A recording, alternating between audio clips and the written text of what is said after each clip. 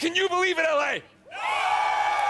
And we're finally here to help us get things started. We've got the head of Respawn, Vince Zampella, and the director of Star Wars Jedi Fallen Order, Stig Asmussen. Everybody give it up for Vince and Stig, come on!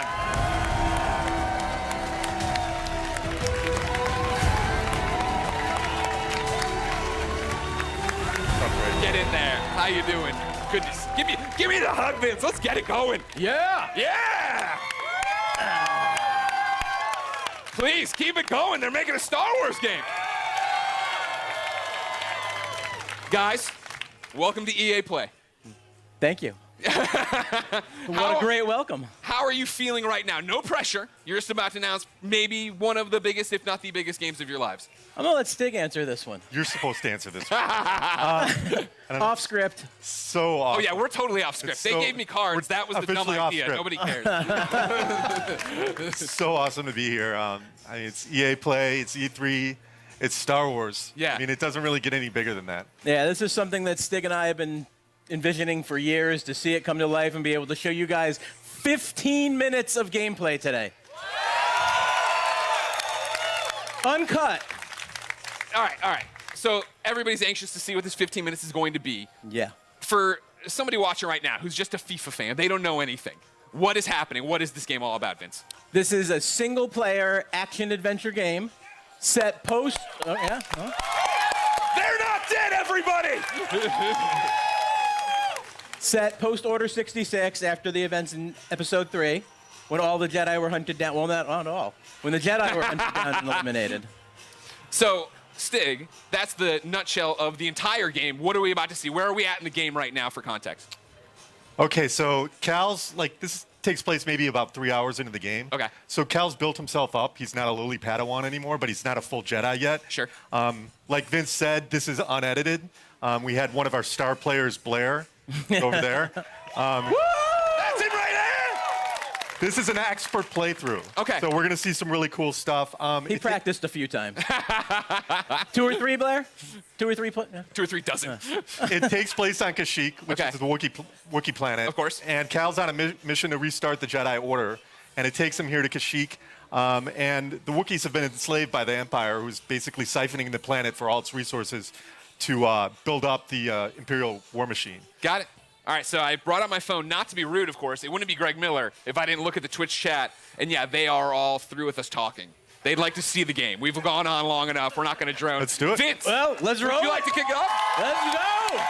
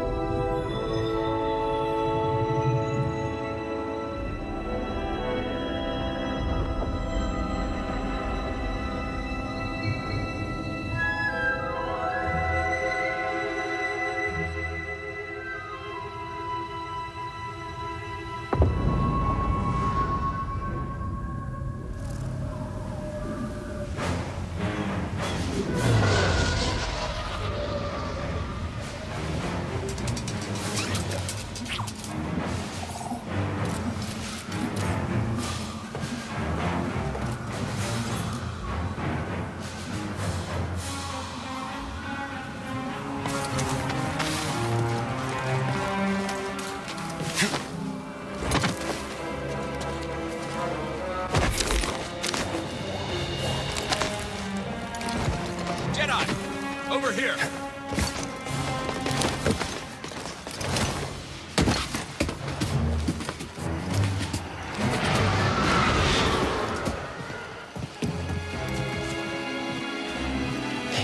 Imperial sap refinery lies dead ahead. What does the Empire want with tree sap? Nothing good. They refine the sap into a powerful compound, and they're rushing to expand production. We have to stop them. That's the plan. We don't know their end game, but they spread themselves too thin. This map we recovered proves it.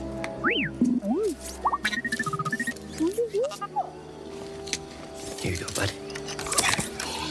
These refineries double as brutal prison camps. We use those cutters to create a distraction, while you take your lightsaber and free the Wookiees inside. We need their help to stop the Empire. Understood. Watch yourself in there. You hear that? He said he needs my help. Come on, buddy.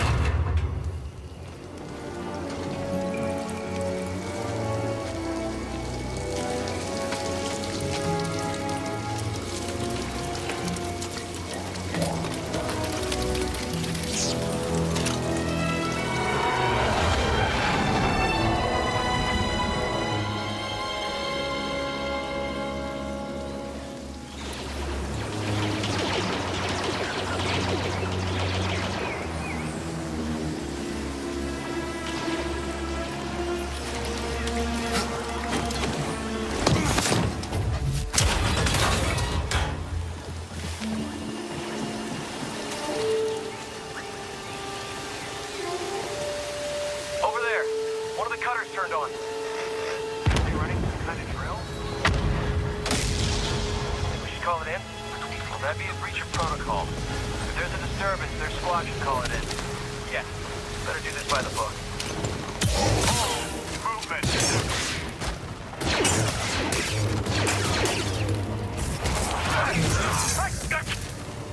Taking aim!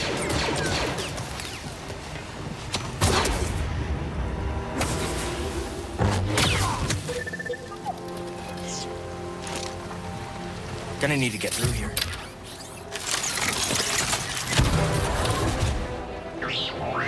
Thank you.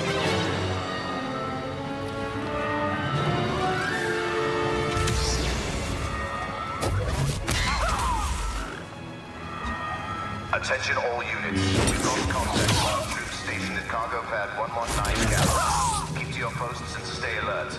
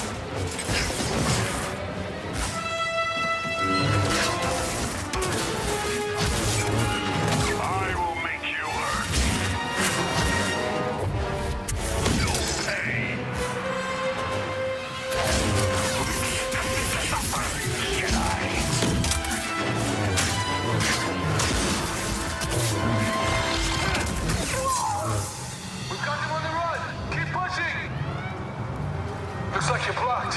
I'll fix that. Never seen a trooper like that before. You gotta get these Wookiees out of lockup. Keep moving, Jedi.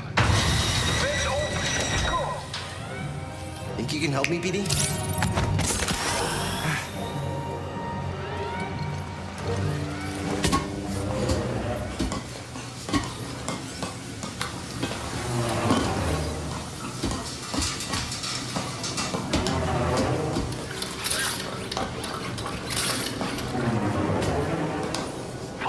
They're coming through the wall!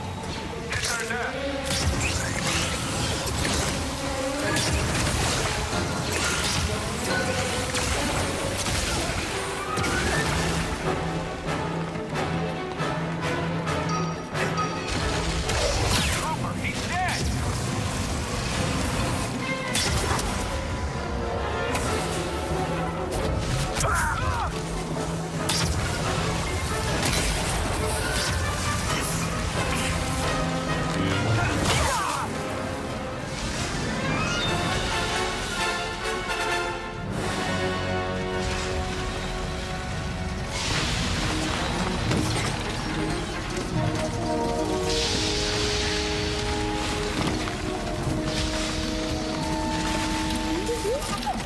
sure you want to plug into this thing?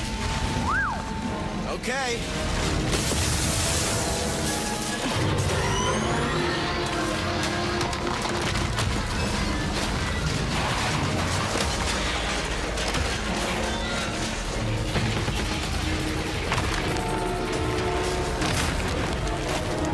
Oh, a shortcut. That's why you wanted to get this thing. You had no idea that was there, did you? You just wanted to turn that cutter on.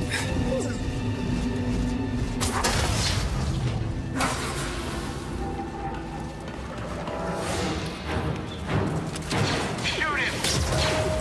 Not an easy target!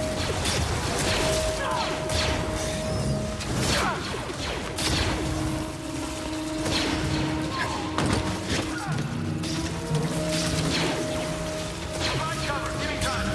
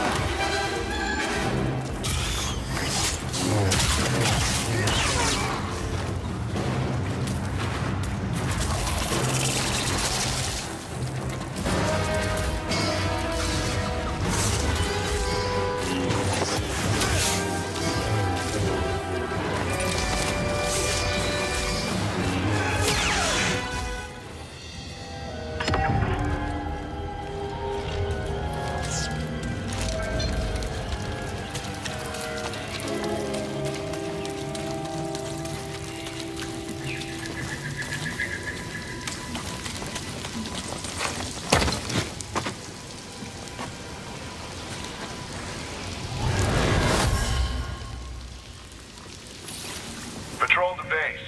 Got another breach down here. Some kind of webbing. Hey, who's that?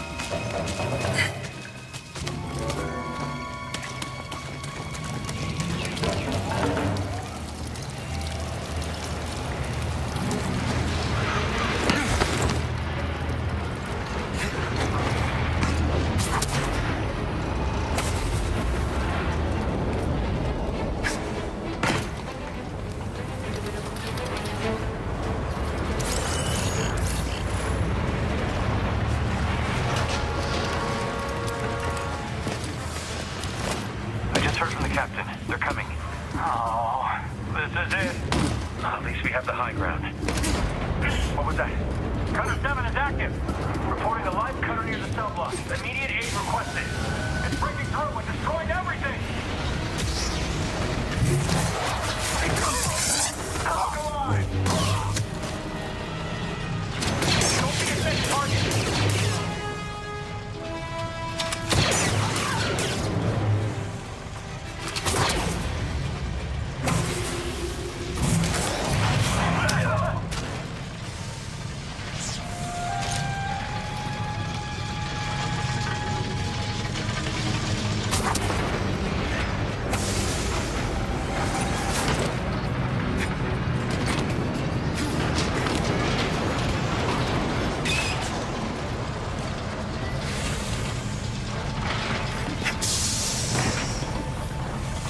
Jedi will be here any minute.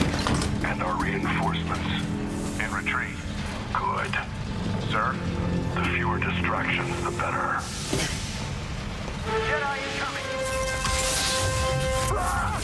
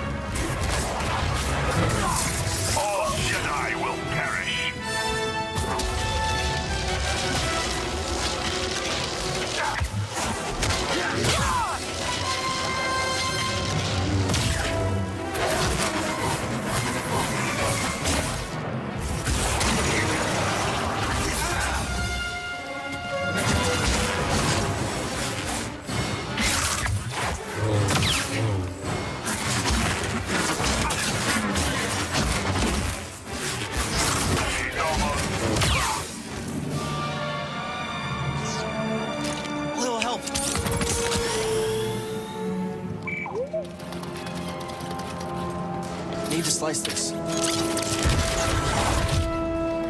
guards.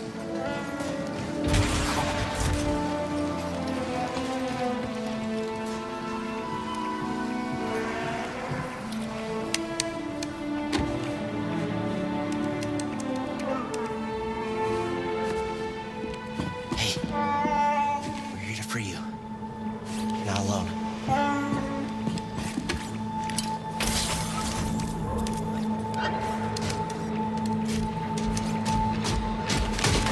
Visitation is not permitted.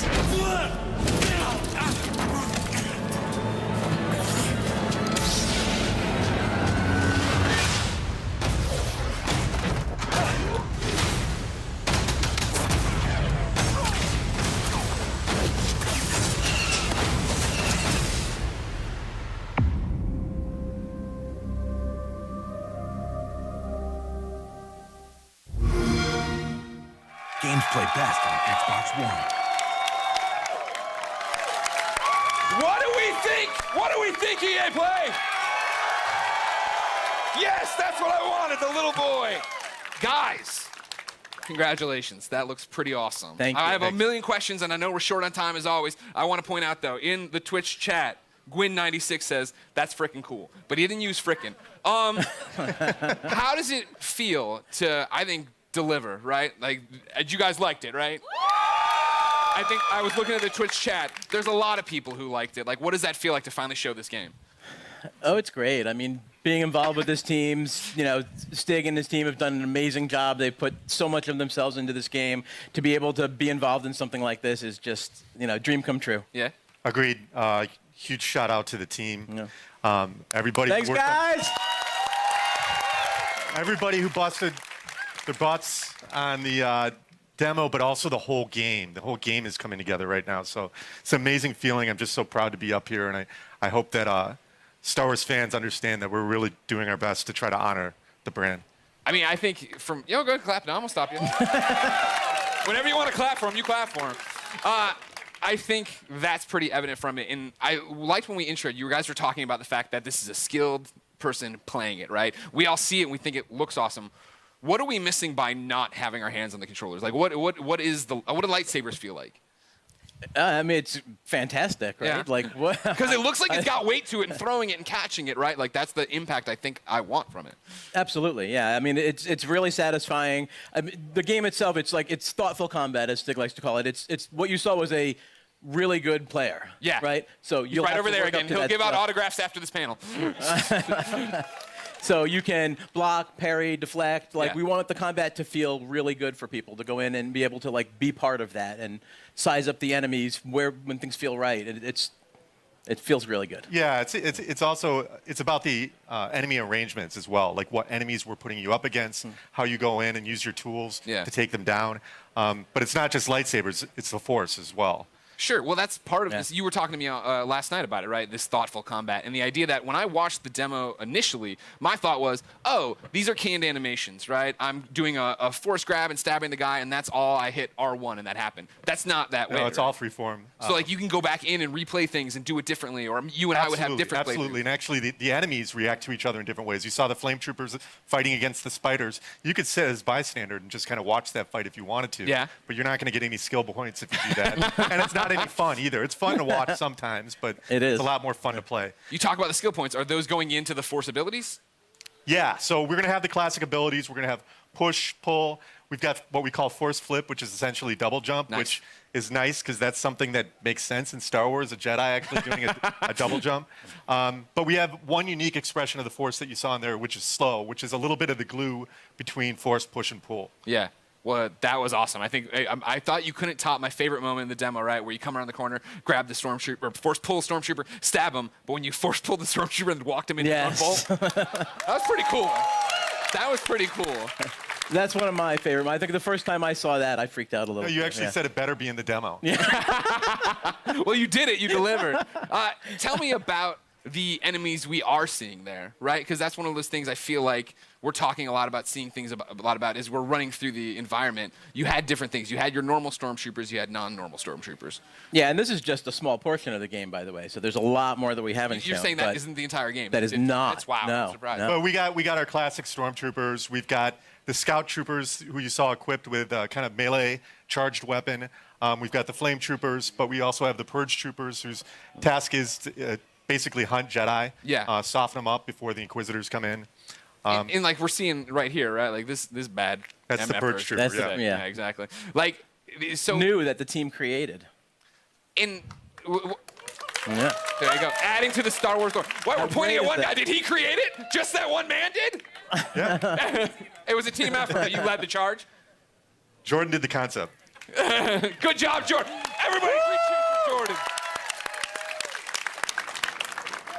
So we're going through, and you have these new stormtroopers. You have your fire troopers. You have one of my favorite droids of all time coming back, The KX. and then making me fight him. Yeah. Why would you do that? Yeah. I don't want to do that. Oh, you do. No. Trust me, you do. I do? Yeah, yeah. Well, then, talk about the other star of this 15-minute demo, right? The new droid, BD1. There he is right there. No, BD1. BD1's in the audience, ladies and gentlemen. Thank you, BD1. He's adorable, as I'm sure you know. I immediately want him as a backpack, so just a heads up if you're talking to anybody in the licensing department. All right. We can make What that does he happen. do in the game, right? Excuse me, we're hosting a panel.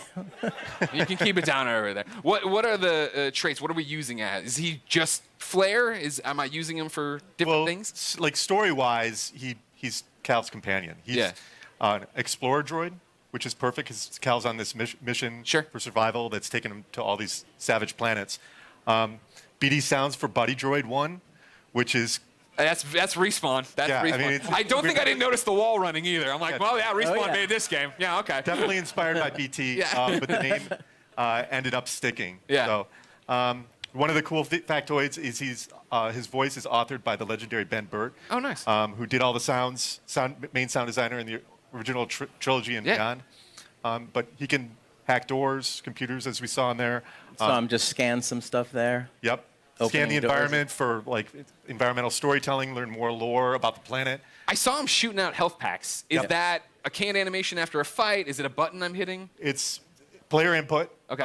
Whenever Is there, they like, a want. cooldown on it? Whenever they want, BE will eject a stim pack. Okay. There's a limited amount that you Okay. can find more over the course of the game, and you're actually in that moment you're defenseless, so you got to choose wisely when you're going to do it. Okay. We've seen the gameplay.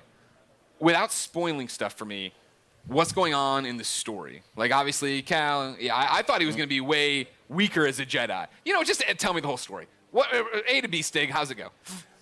What's the ending? Well, Actually, you know what? Stop. Full stop. I can't believe I've gone this long in the panel without asking. Is Watto in this game? Sorry, I can't say. But that's not a no! Hashtag Watto 2019. I'll be retweeting them all after this panel. Thank you very much. But what's going on in the story outside of Watto should be in it? Well, you know, story's a really big deal to us. We created this with Lucasfilm. We got to keep a really tight lip on it. So I don't really Great want to panel. go It's into over. too Everybody far. go home. Sorry. I mean, yeah, the story. Gotta save it. Okay. I know one of the things a lot of people had been asking, right? I'd put up stuff on Instagram saying, hey, give me questions. Community wanted to know, this is Star Wars canon, right? You Totally said, canon. Okay. Totally legit. Okay. This is Cal's a real character. Yeah. You saw Gerrera in there. He's obviously part of the Star Wars universe. Seer, Cal's mentor. Yeah. They're all going to live in other places. Okay, that's great. Vince, how's that feel? No pressure. It feels great. Yeah? Yeah.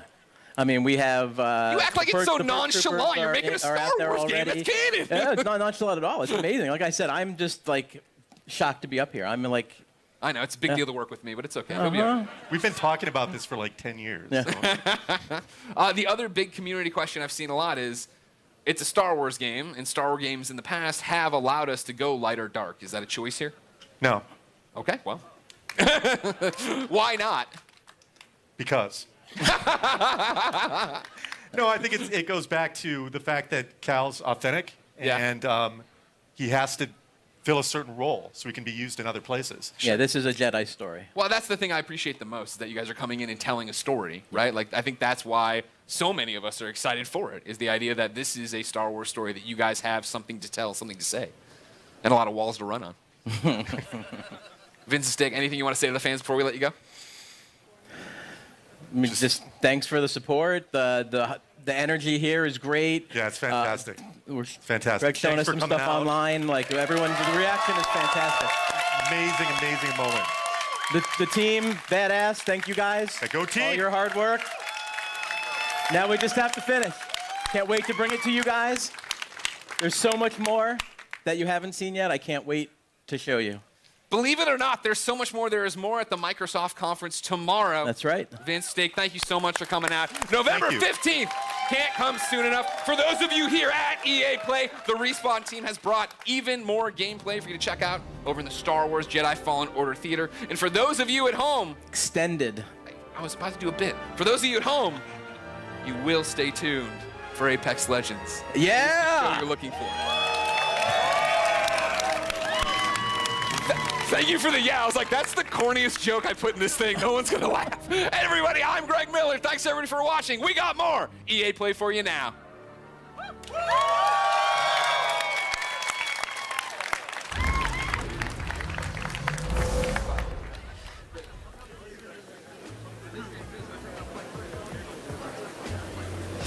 hyped are we for Star Wars? Let's hear it! So hype. Hype mode engaged, although that's actually a lie. It was engaged about 3 days ago. Anyway, so big thanks to Vince and Stig for sharing that exciting deep dive into Star Wars Jedi Fallen Order.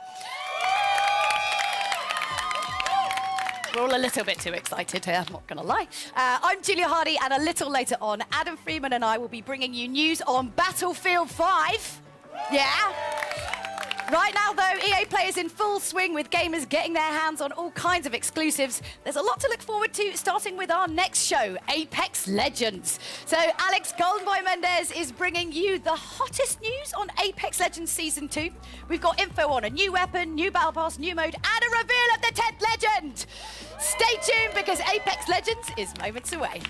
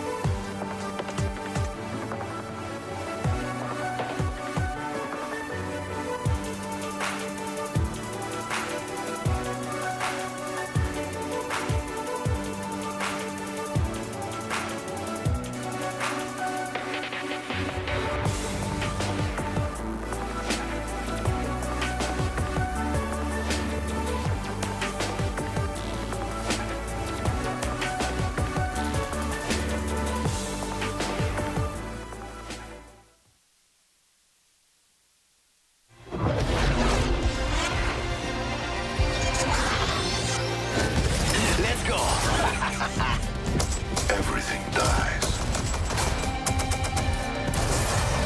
Looking for me? Surprise.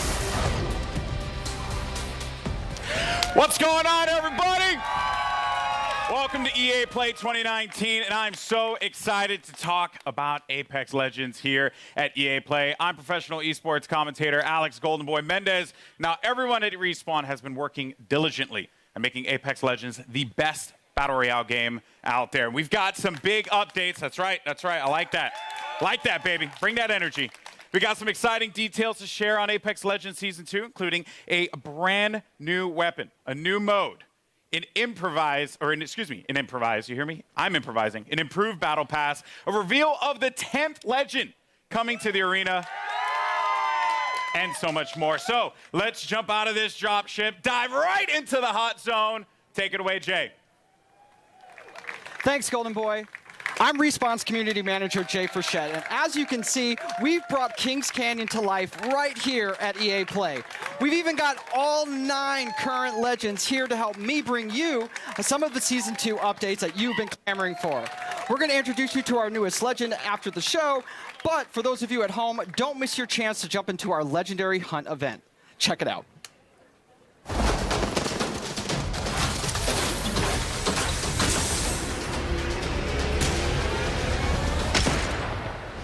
The hunt is upon us. Prepare yourself. The Legendary Hunt has begun. Legends can compete to enter an all-new Apex Elite queue, complete challenges for exclusive cosmetics. I could do this all day. Earn XP and Battle Pass boosts, and find all-new exclusive skins in the in-game store. Only the strong will win and slaughter. For a limited time, legends who place in the top 5 of any match will earn the right to join the Apex Elite queue. I need some help over here. Solid copy. There, they will have the opportunity to test their skills. Need some ammo. Against the most talented legends in the game. One more. A legend's true test is from within. Additionally, legends can complete legendary hunt challenges to earn rewards, like the epic Master of the Hunt Bloodhound, the Wolfpack G7, not your day. I won this one. And hunt down 2 wins to score the exclusive legendary Tamed Beast triple take. Trust in the gods and you shall be rewarded. Opening fire. Got him. During the event, all Battle Pass owners will receive the free legendary Honored Prey R301. Hit level 15 on your Battle Pass, and you'll also earn the legendary Night Terror Wraith. You know what I look like. Come find me. Every day, legends can also earn an entire Battle Pass level for your first top 5 finish of the day. Thank you for the fun fight. And we're doubling down with our first ever Double XP weekend. One moment. From June 7th to June 9th, earn double XP on both your base and Battle Pass progression. Our destiny has led us to this moment. Throughout the event, be sure to keep an eye on the rotating store for new exclusive Legendary Hunt cosmetics. The sky has opened and gifted the day. Squad up and drop in, as the Legendary Hunt won't last forever. Good luck, legends. Let the hunt begin. That's right, until June 18th, you can jump into the Legendary Hunt, our limited time event that features the debut of our Elite queue, exclusive challenges you can unlock, and some killer skins and more. Also, this weekend is Double XP weekend, so there's lots of great reasons to jump in. The community really brought it since this event launched, and it's awesome to see the best duke it out. Back to you, Golden Boy. Thank you so much, Jay. Thank you, Jay, for that. Appreciate it. All right.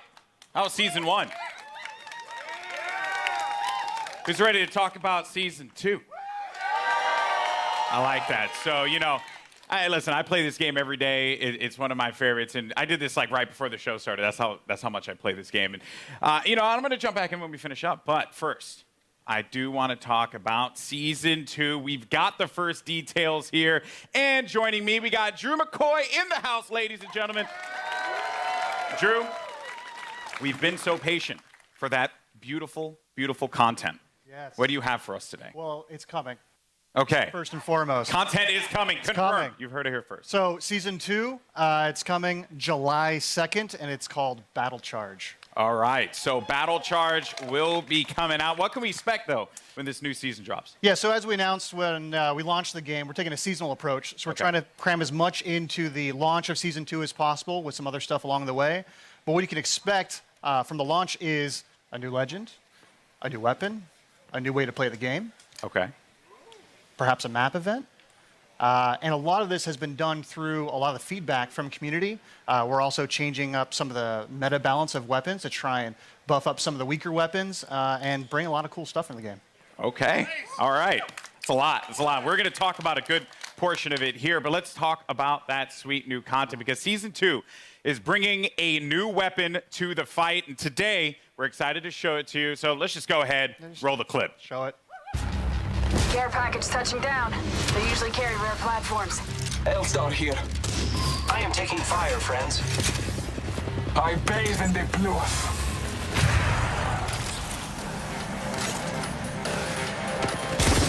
Your ignorance meets your end. Need help. Good job, me. A new season. Strong work.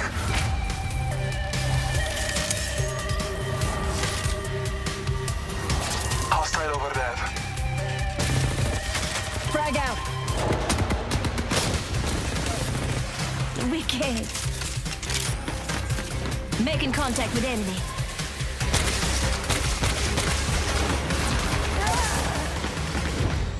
Accept it, I'm here.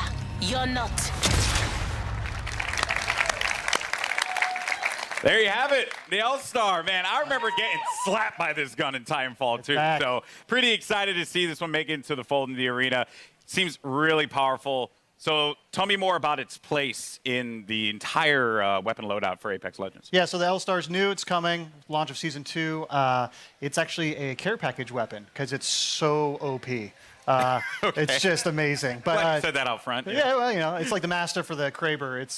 It's incredibly powerful. Yeah. And being a care package weapon, it doesn't use any of the existing ammo on the ground, so whatever you get with it is what you got. I also noticed, too, it shattered through doors. Yeah, it can open doors. So, like, melees, grenades, and now the L-Star. Wow. Okay, so that is pretty sizable. Now, what other changes are going to be coming to weapons? Because and this may seem very nerdy, but I'm a huge fan of hop-ups. I'm all about Prowler with my switch fire. That's my jam. Yeah. What are you bringing me? Yeah, so like I mentioned, there's going to be some meta changes to the weapons. We're trying to bring up some of the weaker weapons. And then, yeah, there are 2 new hop-ups coming. Not really going to say what they are yet. You guys got to wait for Season 2. But there is a chance that maybe a memeable weapon named after an African country is usable. Is usable? Yeah.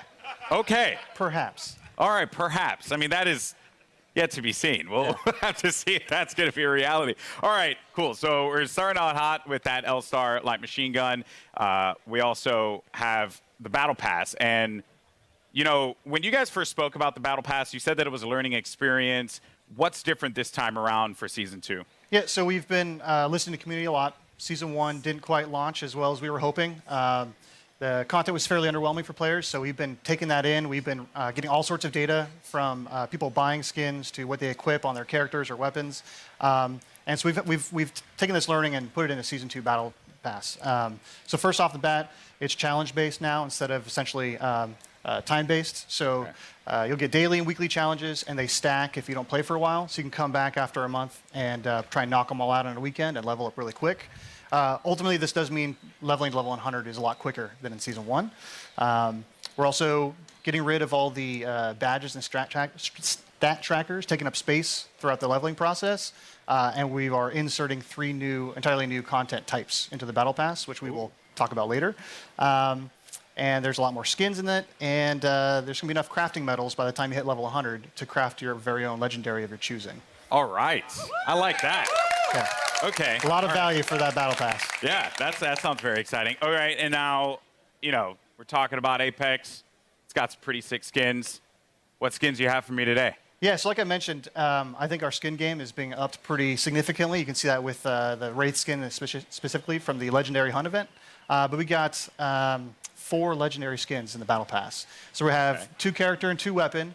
So for Caustic, he's got the Prince of Darkness skin. And for Octane, we're doing the Jade Tiger. I think you can see there's Prince of Darkness right there. And then there is a skin for the Spitfire called the Intimidator. And the R301 is getting 2 skins, actually. So the Iron Rampage at level 100. Okay. And then there's a golden version as well. Oh, man. Do you see that, by the way? Do you see? Yeah, it's sick. It's sick. That looks insane. That looks insane. All right. Now, another question that the community is having, they're just dying to have answered. New ways to play. Elite Q was awesome. Yep. I think it's like one of the coolest additions for Apex Legends. What else? Yeah, so when we designed Apex Legends, we really wanted it to have kind of a competitive core to it. This is a game that's meant to be played over hundreds of hours and mastered, really deep learning experience. And so the Elite Queue is our first step towards getting to a higher competitive stage. Okay. And so Season 2, I'm really, really, really stoked to announce we have a ranked mode coming. Ranked mode? Yeah. All right. So rank mode, you'll progress through 6 tiers if you're good enough. You will cap out if you are garbage tier like myself. Yeah. Don't worry, we'll be in Wood Division together. Yeah, you and me, buddy. Yeah, that's Wood. what's up. Wood 3, I think. Wood 3? Wood Yeah, 3 we'll get Division? yeah, so it goes from bronze all the way up to Apex Predator, and it's using special matchmaking for each of the tiers. So the higher you get, you'll probably have some longer matchmaking times, but it's because we're trying to find the best possible match for you. And then throughout the season, you'll be hopefully gaining tiers, and then at the end of the season, you'll get rewards based on where you ended. Wow. To show off for the next season. Ranked mode coming to Apex Legends. Yeah, it's going to be awesome. That's sick. All right. All right. I'm going to be honest with you. I'm going to be all up in that. It's going to be sick. I can't wait. I am legitimately concerned, as I had mentioned, either be the first Wood Division player, which isn't even in it, or Plastic Division. Plastic's good. Yeah. That's going to hurt. But, dude, thank you so much for sharing all these details, man. Hey, man. Guys, Drew, ladies and gentlemen, from the Respawn team. All right, now, here's the thing. I'm a Lifeline main. It's just facts. Man. You are too? Yep. Respect that. Any Lifeline mains in the house? Lifeline mains? All right, but that might change when the new season drops. That's right, because Jay, give the people what they want. We want to know who is the 10th legend joining the arena. What do you have? It's my pleasure, Golden Boy. Well, ladies and gentlemen, the moment has arrived. The 10th legend joining the Apex Legends arena is Watson. To help us get to know our latest legend a little bit better, our team put together this touching illustrated short. Let's check it out. My dearest Natalie, as I write this letter, it's the middle of the night in late summer. An hour ago, you cracked the equations necessary to power the force field. You showed me up tonight, my magnificent daughter, and I couldn't be happier or prouder of that. I always knew you were special, but never did I fathom that a little girl who taught her staffed Nacy multiplication tables would grow up to master quantum laser mechanics. I have assured the Syndicate that the modified containment force field will be operational in a month's time, and it's all thanks to you. I may be just a doddering old fool trying to hold on to mon bébé a little while longer before he loses her to a daughter. But I do see you. I see the strong, brilliant, wonderful young woman you've become. And I know when the day comes that I'm no longer with you, you are going to be just fine. The games will be brilliant because you are brilliant. My daughter can and will do anything she wants in this life because she is the smartest woman in the frontier. Je t'aime de tout mon cœur, pour toujours, Papa.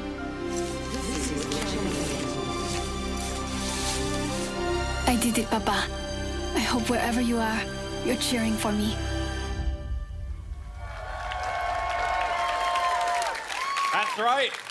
Ladies and gentlemen, Watson joining the arena, and joining me now, we have the 3 gentlemen who brought her to life. Griffin, Will, and Tom, thank you so much for joining us here. Wow.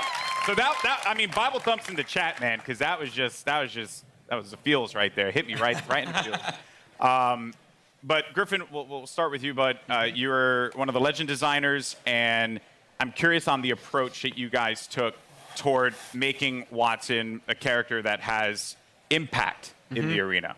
So Watson really started as a conversation between a friend of mine and I, he's an engineer, and he has this really methodical, interesting way of taking really complex problems and systematically solving them. And so I kind of thought, what would it be like if we took the sort of the defensive complexity of Apex and introduced a character that could really create an ecosystem in which you can survive the really aggressive third-party meta, all of that stuff. So the idea behind Watson really is that if you plan and you sort of adapt to the environment, you really know the map, and you work closely with your team, that you can really create these strong defenses that that people are going to really have to think about in terms of how they push on you and that sort of thing. So the current meta of I hear gunfire and I hit it as hard as I can, with Bangalore, Wraith, Octane,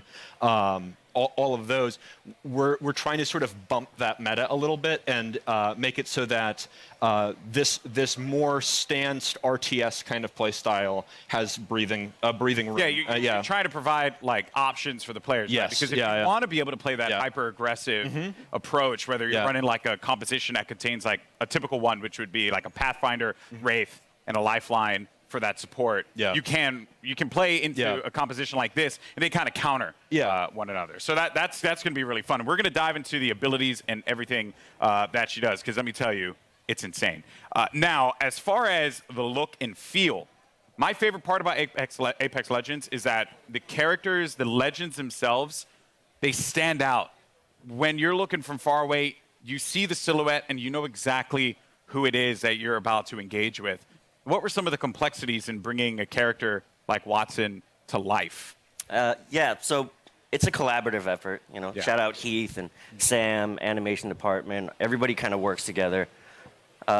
We were given a specific set of skills that she would be using, abilities from Griffin, and that's kind of all we had to go off of. So we had to. Heath did a great job of like bringing it all together, giving her a sort of a grounded aesthetic. She had to look like she was using electricity and stuff like that. So rubber gloves and the coils and the wires and pushing her silhouette at the same time, making her stand out. You have to be able to read who she is from different distances. From there, all right. From there, you can really go in and sculpt all the details out and work with the animators to really bring her to life, give her personality in everything that she does with her abilities and that too. So. Yeah, and there's some really cool stuff there as well. Every part that Watson, she takes out an item in her kit, it's actually like on her person. Oh yeah. You see it happen. Yeah, and those are all very meticulously designed by the concept artist and then modeled out in 3D. So yeah, it's all functional. That's great. In the world, yeah. So now you get to the gameplay, the look, but the story, you know, because you got to hit us in the feels, right? Like super hard, and you just did that. Watson's backstory, who she is. Let's dive deeper into that. Watson's kind of different from the way we usually do things, because usually it's very collaborative and we're creating the character at the same time, all the different departments, and we're working together. Watson was different. She was already designed and drawn when I got her. And one of the great things about working at Respawn is they encourage us to create characters that are non-traditional and that are characters you haven't seen in video games before, and to kind of branch out and see what else, what other kinds of people can we represent out there. And so Watson is a very different character than I've ever seen in a video game, at least. And everything is based off of what these guys created. I mean, it's all, every single part of her backstory is connected somehow to either her abilities or her look. And now, it was something that kind of stuck out to me. So am I correct in assuming that Watson played a big role in the arena itself? Yes, so Watson and her father actually invented the ring. Okay. And so she grew up in the arena, literally in the arena when they were building it. And we're going to start to, you're going to see with Watson and moving forward, we're going to start to build the lore of this world a little bit. You're going to find out who created the games. They mentioned the Syndicate in there, so we'll talk about the Syndicate down the road. You're starting to build more and more of a universe. Yeah. Which is great. So she's in the arena, so all the legends must know her. Oh, yeah. She was their kid sister, basically. She was always hanging around the arena, and she got to know all the legends and got to watch all of them. She's not a mercenary. She's not a soldier. Her role is of support. And so everybody loves Watson. She's the one person that could probably unite all the legends together. Including Caustic. Caustic respects her. She's a scientist. Okay. She's an engineer. Okay, so like was a strong word for Caustic. Yeah, I don't know if Caustic likes anybody. Okay, he likes that's that. fair. Yeah. That's fair. Well, yeah, that's super cool. I mean, blown away by this character so far. Now, I mentioned before we're going to talk about the abilities, because when you revealed these to me, I was floored, jaw-dropping. And a lot of people online were kind of like guessing as to like what it would be, and I'm very happy to see that a lot of them, some had the right idea, but for the most part, what she's capable of doing is ridiculous. So let's just talk about the active. First thing, defenses. Yes. So the Watson has more interrelated abilities than probably any other current character we have. You really need to understand how they all interact. The fences, you can place 12 nodes, and you can use these in any permutation you want. Part of why we sort of went with her being such a brilliant electrical engineer is because we really wanted to reinforce both mechanically and thematically how creative the player can be with these. Basically, we're just giving you free reign to place these however you want and figure out. And the players, like I just saw right there, I don't know if that was intentional. So when your teammates go through, it shuts down. It shuts off. So if I'm downed and they run through the gate, does the gate deactivate? Yes. Oh. Yeah. So there's a lot of different interactions, a lot of different ways that you can interact with the gates with other characters. The ultimate is, we call it an interception pylon. It shoots down bombardments, incoming grenades, stops arc star spam, and it charges your team's shield.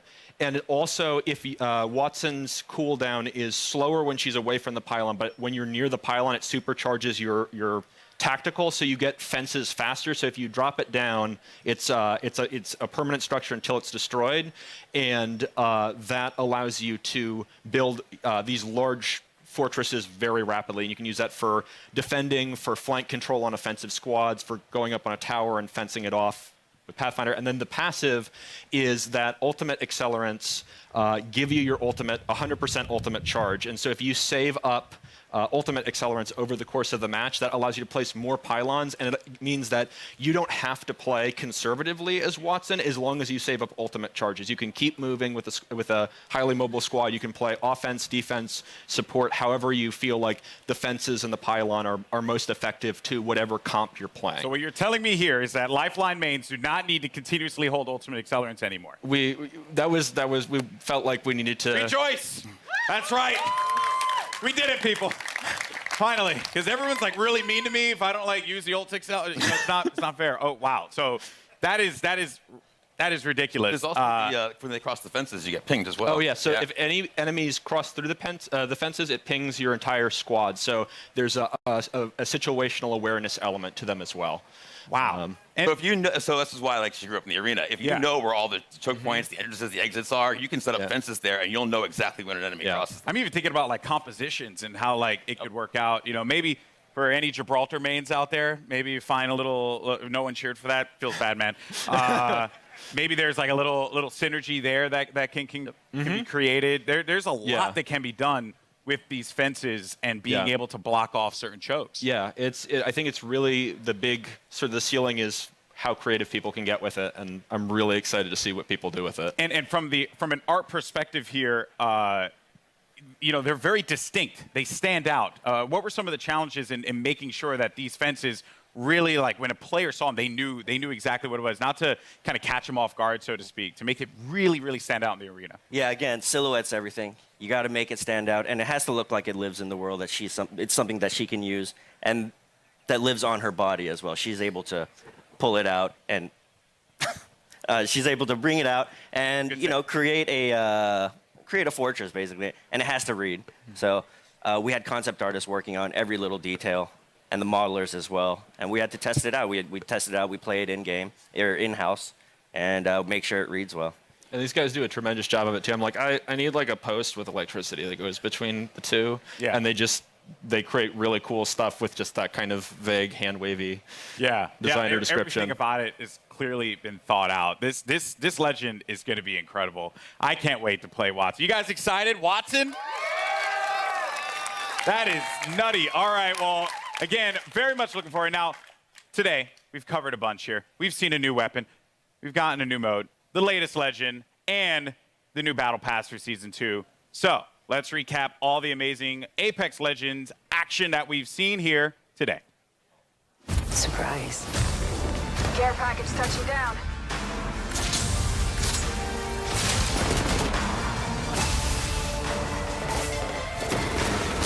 Like a deer in the headlights.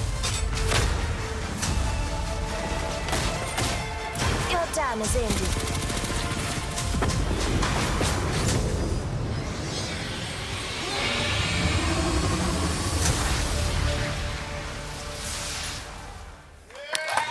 I'm not going to let you off that easy, Drew. What was that?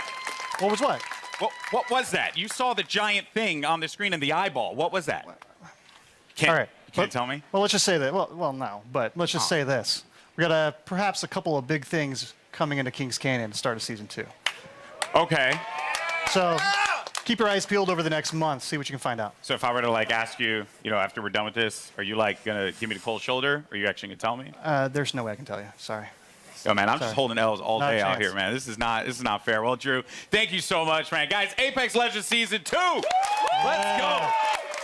July 2nd could not get here soon enough. Now, if you're in Los Angeles, come check out Apex Legends at EA Play for your first chance to get hands-on with Wattson, as well as all the other great Apex Legends things happening here. And for those of you at home, Double XP Weekend is going on right now, so jump into the Legendary Hunt event and start earning those amazing exclusive skins. I'm Golden Boy. It's been a blast talking Apex Legends with you all here today, and I'll see you in the arena. Peace.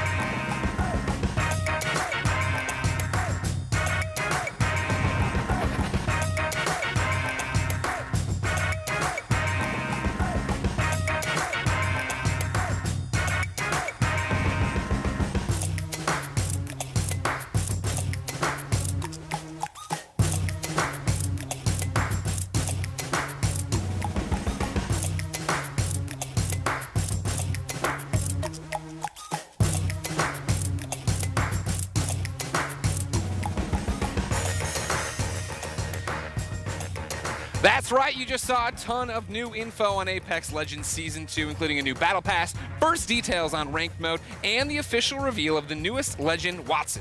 I'm Greg Miller here at EA Play, where gamers are getting a chance to test drive the newest Legend right now. Stick around, because up next we've got Julia Hardy and Adam Freeman giving us the dirty details on Battlefield 5, including looks at a ton of new maps, exciting updates, and details on a new theater of war. All that's moments away, so keep it locked.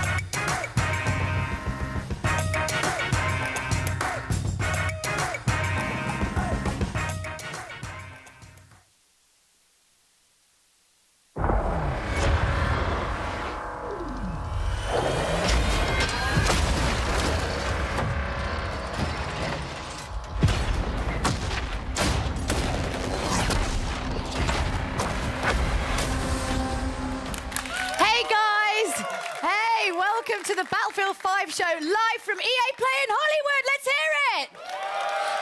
I'm Julia Hardy, and today we've got a ton of new info on some of the great updates coming to Battlefield 5 in 2019. But don't just take my word for it. My co-host, he reads all of your tweets, and I do actually mean all of them. It's a little bit creepy and weird. Battlefield Community Manager Adam Freeman. What have you got for us, Freeman? Oh, thanks, Julia. Now, I may be a member of the Battlefield team, but as you know, I'm a fan.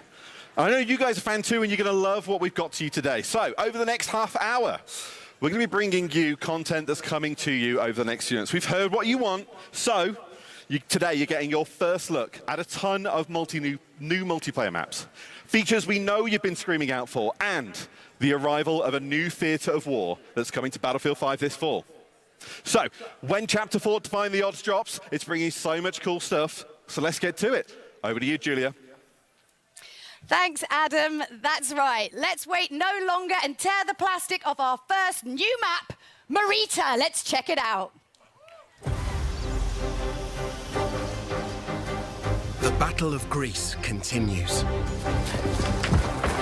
On the Marita map, Allied forces are making a last stand to halt the Axis armies sweeping through the region.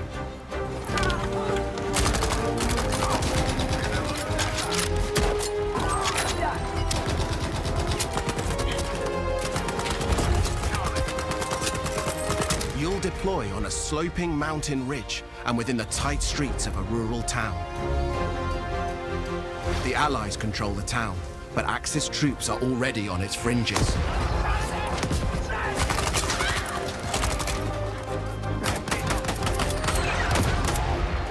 The road down into the village is crucial, and you must fight to hold here or risk losing control of the region. You'll always have tactical choices nearby, with a close proximity to other key locations, so keep an eye out for them.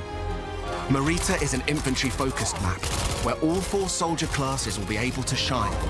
Tanks and aircraft will stand aside for intense infantry gunfights and sneaky flanks in the cobbled streets. Hills and multi-story homes means unique vertical gameplay. Stay alert in this steep environment as the Battle of Greece rages on.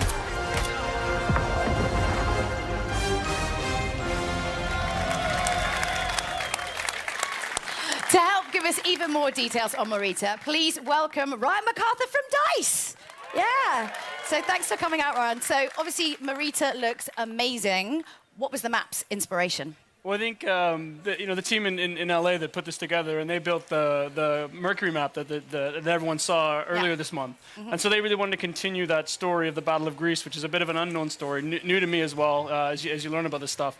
So it's really cool. It's sort of set on the Albanian-Greece border, sort of in the mountains there, where the Axis power sort of started to push into Greece during the war. And it's sort of set above the clouds in this nice little quiet, well, I guess what used to be quiet village. Before, Not anymore. Before these guys all show up. And it's quite a different experience than Mercury. And it's sort of a totally different style of gameplay that you would have seen in the game before. So what kind of gameplay are we talking about? What's happening? Well, so this is going to be a heavily infantry-focused map. So as Mr. Battlefield likes to put it, this is total creative chaos. So you're just going to see some absolute... love that. Creative chaos. Yeah.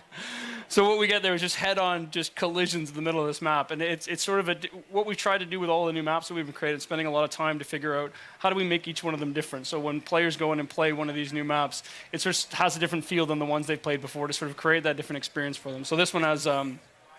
I guess for lack of a better way to put it, is sort of a banana shape to it. And that banana shape... If you like their fruit. Well, I think fruit's important when you're doing game design, I think, obviously. And so the shape gives you sort of a variety of different play styles and sort of creates this sort of narrow channels for people to just run head-on into each other, which really creates that chaos that is Battlefield. But That's what we want, though. That's what we want, that kind of chaos. But most importantly, we need to know, like, we could talk all days, but when can we get our hands on it? That's what we want to know, right? Yeah, and I think the great thing for this is coming in July as part of Chapter 4, so stay tuned. And I think some people are going to get to play it while they're here today. Ooh, lucky you. All right, Freeman, who's we've stuck up there for no other reason than, well, my own entertainment, has more on Chapter 4 for you. Over to you, Freeman. I'm up here PTFOing. I don't know what you're giving out to me, Julia. Listen, we have more maps. So let's deliver a brand new one to you. This is Al Sundan. It's coming in Chapter 4. The fight moves to the North African desert in a vast new map for Battlefield 5, Al Sundan. Prepare to engage alongside a lush desert coast and contrasting harsh environments. Axis forces have militarized the area with camps, a radar tower, and an airbase. You must fight over possession of these critical points. In Al Sundan, we've taken the vista used in a single-player war story Under No Flag and doubled down on air and land vehicle combat. With this, the the location has been optimized for all-out multiplayer action. On this open map, it's up to you to shape the fight. With large distances, vehicle-based team play, and battles across ranges, you'll always have plenty of choices. Make good use of this sandbox to secure the win. Utilize vehicles, mounted guns, planes, and transports. Capture the strategic airfield to dominate the sky, or engage in fast-paced infantry battles in tight interior areas. Al Sundan is classic Battlefield. We can't wait to let you play it.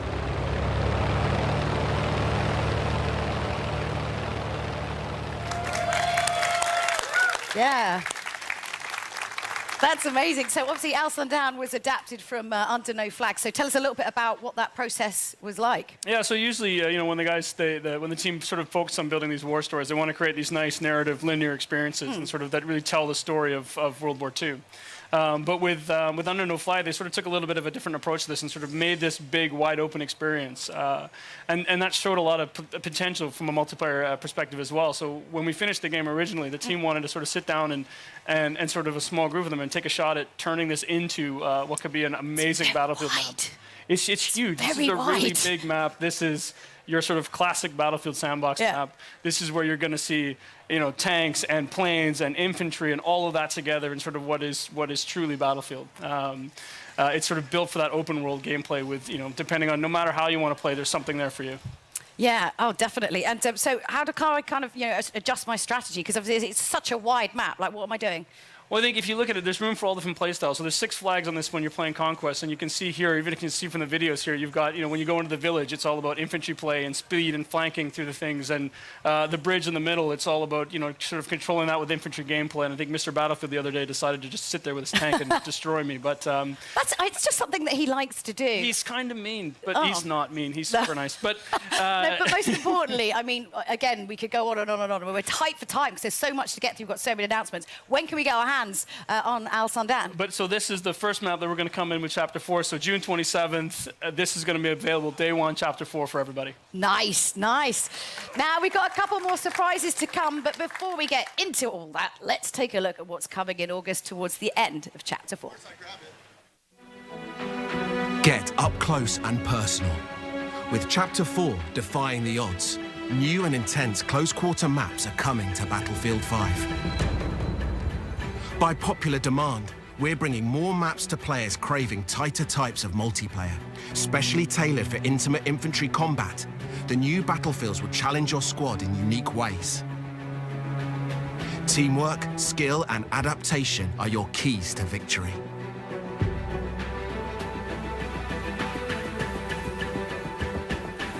Fight through an explosives production facility in Lofoten Islands and unseat the Axis occupation in Provence. Prepare to assemble your team and rise above your enemies. And prepare to learn more about these new battlefields later in the year.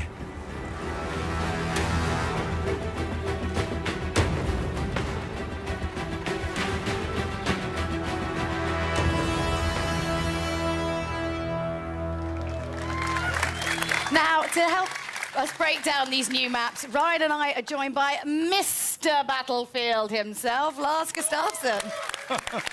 I don't know if you made that up yourself, though. Oh, and because he asked nicely, we also let Freeman come down from his weird place up there. You're worse than my Firestorm teammates. You just leave me behind everywhere. But we can all understand why that happens. Yeah, true. Do you want to take over this one for Sure, the start? don't mind if I do. Yeah, go for it. Lars, these are very different then to the two maps we've already shown so far today. Tell us about them. They are. I mean, taking a step back, we've been closely monitoring how players engage in Tides of War, and no surprise, I mean, they love the bigger modes like Conquest. It's always been kind of a Battlefield pillar. But it's been super fun to watch how they engage with passion and dedication in the smaller modes, like Squad Conquest, for example, which really become a success. And with that in mind, then, we've, together with the DICE LA studio, they've been going at it, tailoring maps that are specially made for smaller modes. and as such, being able to give that, the close quarter feeling, the tight, what you say, the intimate combat. Intimate infantry combat. Oh, yeah, we need that on a T-shirt. Yeah. Intimate infantry. We're making that platoon when we get back. I mean, what kind of the sort of like key strategies then when you're playing close quarters on this map? As we see with these smaller game modes, I mean, the key to this is just really good team play, really good squad play, and so sticking together and not leaving anybody behind, like Mr. Freeman over here, unless he's. But I mean, not what if you being- want to leave him behind? Can you? Then it's acceptable. I think. Because I would. It's two beautiful maps. There'd just be a spinning number plate. It would be, yeah. As you saw, Lofoten, it's serenity, beautiful Nordic countryside, but then kind of ripped open with gunfire and everything amongst villas and factory equipment. And then Provence, I plan to take my wife there, pastilles on the square. Stop destroying places you want to take your family. It's weird. I'll take Ryan. Yeah, take him instead and then go to But town. it's beautiful cobblestones, lots of good flanking routes, and it's the smaller maps really allows you to master every inch of it. So it's really about, knowing your battlefield. I mean, again, we could go on and on to talk about all of these maps, but we've got one more map to show off, and I want to make sure we have time to get through it. But first, Lars, you've brought with him some news about some kind of core gameplay updates we know that you've all been waiting for. So you're excited about this one. Lars, you know how much time I'm spending online. I mean, I am working. Just Battlefield, or let's not delve. Big community features we've announced this month. Increase the max rank, private games. Let's talk max rank. What can you tell us? Let's talk max rank. We do know, and it's been loudly made to us, our kind of awareness, that there are players out there too skilled who maxed out on rank 50 too quickly. So we've taken that to heart, and we've now taken the max rank from 50 to 500. So it's quite a leap. Yeah. And it's Battlefield 500 now. so truly a journey for our players to go on, moving forward. And it's a grind train, but what are people getting if they're on it? Yeah, what are we getting? We're all in it. We want the goodies. So to start with, already from rank 51, you will be granted company coins for every rank up. But then at every, do we call them milestone ranks, every 50th rank, you will get one shiny new rank icon to show off your skills, and also a beautiful set of dog tags. So lots of ways of showing off your mastery on your journey towards, the world domination. It's already happening. August is the time. So it's almost here. Almost here. So world domination for Lars by August. Yeah, sorry, I wondered if we were talking about world domination or when that was happening, but all right. Private games, then. The other massive thing that we know players want. What we got? Yes. I mean, another one that's our lovely community have been vocal about. And previously, for those of you who've been with Battlefield, it was called RSP, the Rented Server Program. But now we're shifting over to private games. And what it means, the beautiful thing with it is, the baseline package that comes out is free for everyone that plays Battlefield 5. So a beautiful package. It's there to let you set up your servers and kind of create your experiences, whether you want to capture or, play with your friends. And Freeman, you can play with us, for sure. Thanks. You can sit with them. And obviously, you love getting all that community feedback, so hit him up, mrbattlefield@aol.com, and let him know. Well, just saying, that is the thing, though. We're not finished when we're done, right? No, exactly. It's coming in, let's see. September, yeah. And at that time, we want you to dive on it, set up your servers, play it, and give us feedback. Since this is kind of just the beginning of the journey with the private games, we want to hear what did we do right and where should we shape up and take it an extra notch. So be with us and be candid. Okay, well, Lars, don't tell Ryan, but you're my favourite for this. Thank you very much for it. Do I still get? We've got more though, Julia. We've got more. You're almost. Well, it's just going to get a bit weird and fighty up here in a minute. Well, as promised, we've got one more Battlefield map to show you. It's called Operation Underground. Lars, Ryan, talk us through what we're about to see. Yes, let's have a look. Well, this is the ultimate definition of a passion project. So Inge Göran, the original designer for Operation Metro, when we finished Battlefield 5 and shipped it, he wanted to do something that he just was truly invested in. So he kind of went down and he sat down and he came back with what was Operation Underground. And when he showed it to the team, we knew we just had to make this. And I think Lars is sort of being part of that journey in the beginning. I mean, you know how much this meant to the team. Yeah, I was there when we started to build the maps for Battlefield 3. And early on, it was kind of a brainstorm. I still remember it was tons of images on the wall. We challenged the team to, where do you want to fight? Everything from subway to shopping mall to God knows everywhere. Yeah. And then the team started, or someone smart, not me, apparently, said, do I only get to pick one? Yeah. So they started to pick a number of them, and I think Inge then chose 3 of them, which was the park, the subway, and kind of the bank area in the city. Like a kind of scene tapas. I mean, you don't want one meal, you want 3 lots of meals all in More one is meal. always better, yeah. Right? Yeah. So you can see, when you see kind of it spinning in behind us here, you can see the true inspiration, but what Inge Göran and the talented crew with him has done is to kind of take at heart the feedback from the original Metro and started to provide especially a lot of flanking routes so that you can kind of move around and be smart about it. And tons of easy to spot ones, but also Everyone the loves most a sneaky sneaky ones. flank. Yeah, Everyone no, loves I the think- sneaky flank. Cheeky, High on sneaky the menu. flank. I mean, I think as you look at it, like this is not Metro remastered. This is, as the guys look at it, sort of reimagined. And I think you've got a bunch of different diverse areas. You've got big open courtyards, at street level and narrow streets, and you go down into where you see in the video here where the subway cars are and into the sub basements, and you're going to find a whole bunch of different things and different ways to play and different styles. And I know the guys have a few surprises in there as well that I think the community's really going to enjoy when they get there. So when do we get it? That's the big question for today. It's just when, You have to wait a bit. when. October, between chapter 4 and 5. And I think this is the one the team is really excited about as well. So, Yeah, I know I can't wait for October No, either. no, So. I have a cracking time playing it in playtest. I'm Yeah. so looking forward for everyone else getting to play it too, and everything else that's on these new maps. Oh, yeah, Amazing but map. those aren't the only surprises. This is the problem. We've got too much to get through. I'm just like, stop talking. We've got so many surprises for you. So today, we're giving you never-before-seen details on Battlefield 5's Chapter 5. Here's a little look at what the team's been working on.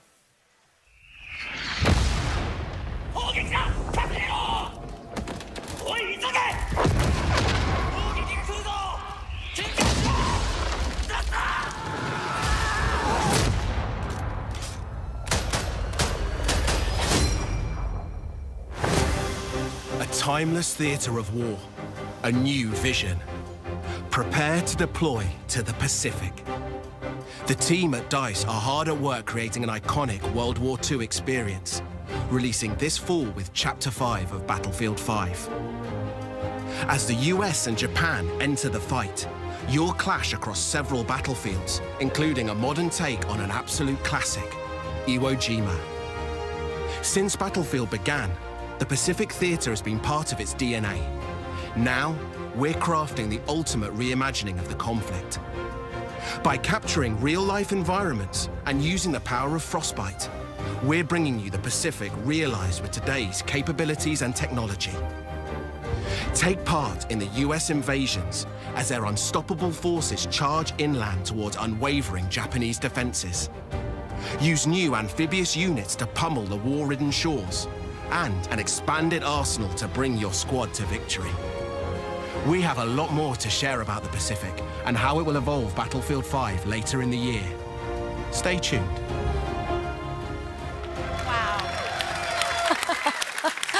Okay, most importantly, you went on like a bunch of like research trips. Like, let's find out more about that. Oh, let's set the net one in Tahiti. Yeah. No, sorry. It's hard work. I know it's amazing how many people are willing to make that extra effort to go to Hawaii in January in Stockholm.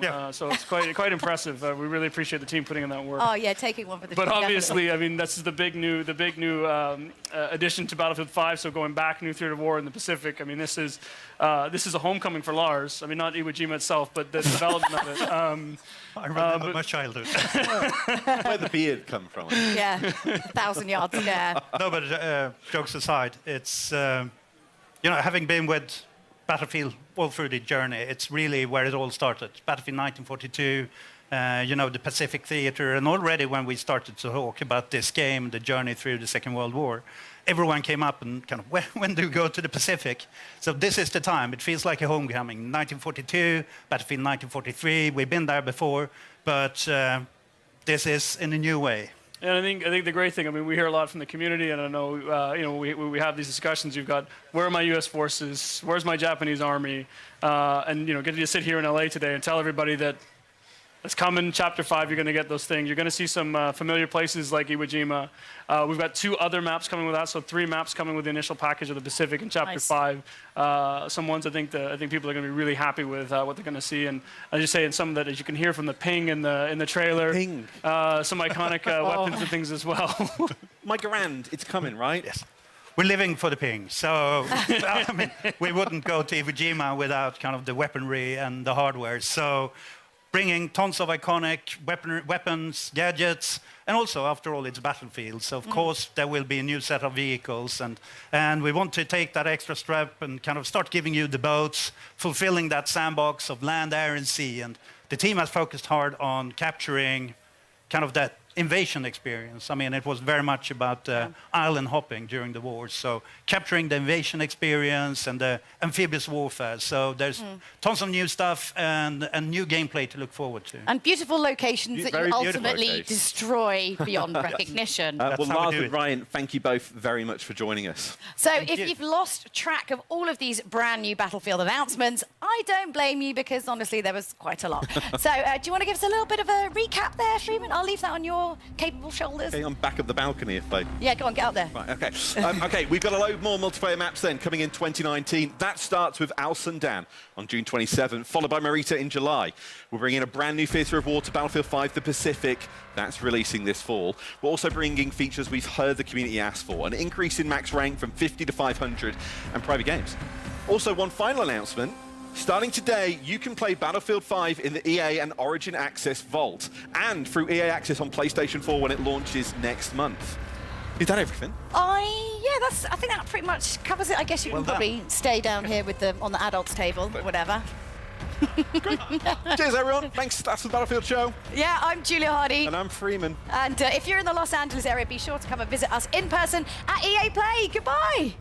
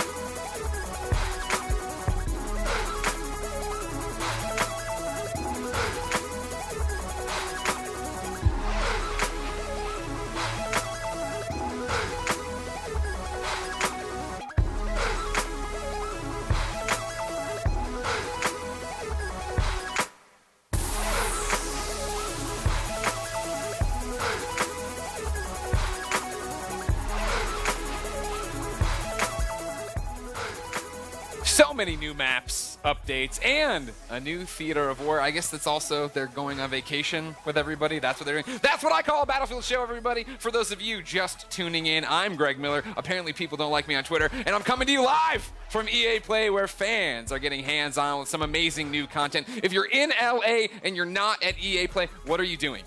E3 starts tomorrow. You have nothing to do today. It's free. Just come on by. It's great. And for the rest of you, make sure you keep it here because real soon we've got Alex Golden Boy Mendez breaking down FIFA 20. But right now, we're shifting gears to another DICE game. This one from a long time ago in a galaxy far, far away. That's right, we're about to talk Star Wars Battlefront 2. And here to give us an exciting update from the Star Wars Battlefront team is Dennis Brandville. Dennis, how you doing?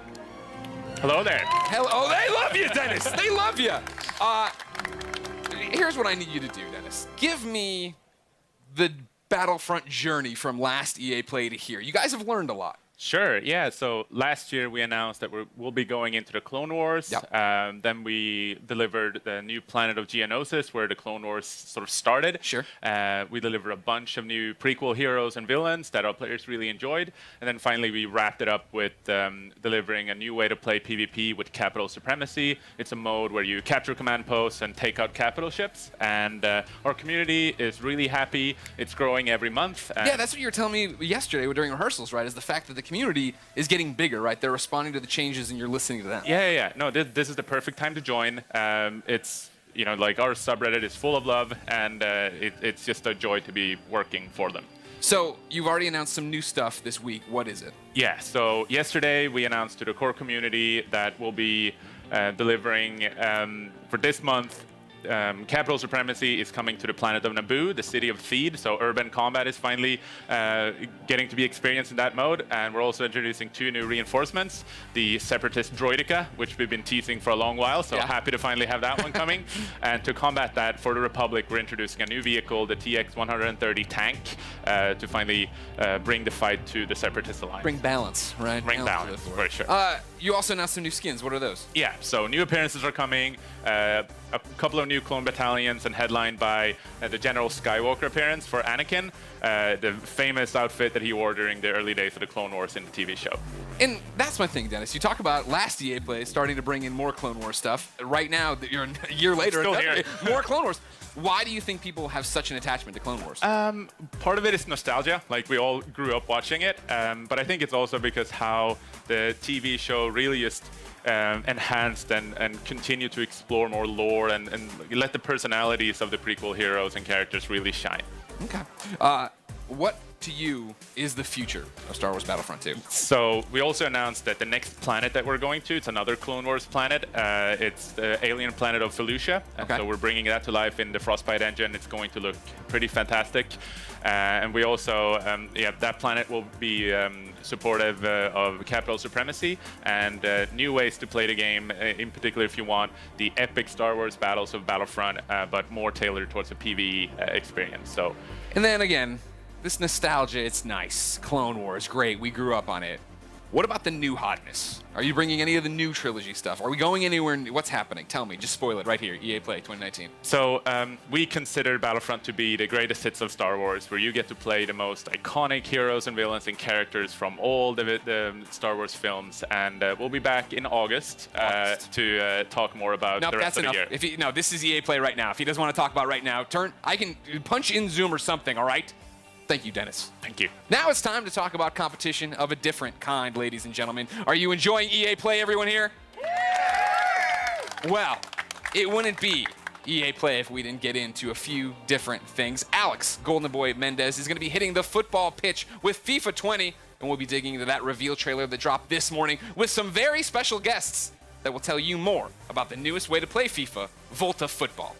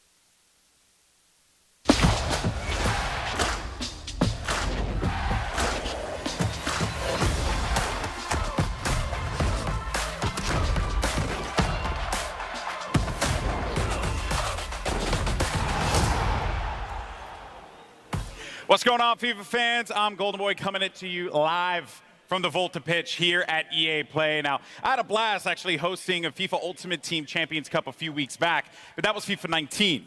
And today we're here to talk about FIFA 20. Now, if you caught the brand new trailer that dropped this morning, you already know that Volta Football is a new way to play, returning football to the street. FIFA to the streets. You like that? All right, now, for those of you who missed it, let's take a look. Hit me a pass. Huh. Nice.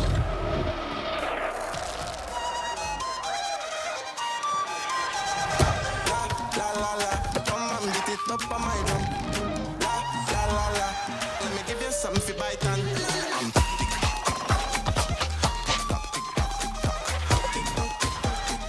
Leg in the air. Come now, I'm putty, putty, putty, putty, putty, putty, putty, putty, putty, putty, putty,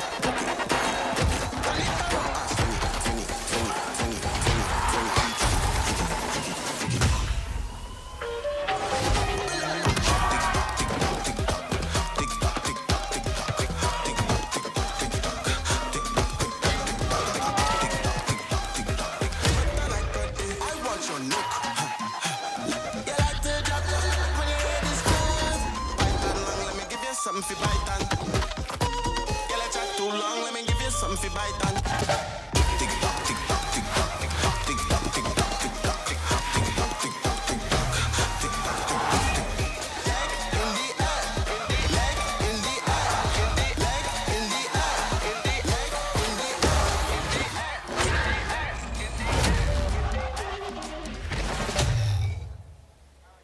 Now, in a bit, I'm going to be chatting with Sam Rivera, the lead producer at FIFA 20, about some of the new gameplay features that are going to be coming to FIFA 20. But first, we go across the pond. Last week, singer-songwriter and Fulham footballer Chelsea Grimes caught up with some special guests to give us the details on Volta Football and the culture that inspired it. Check it out.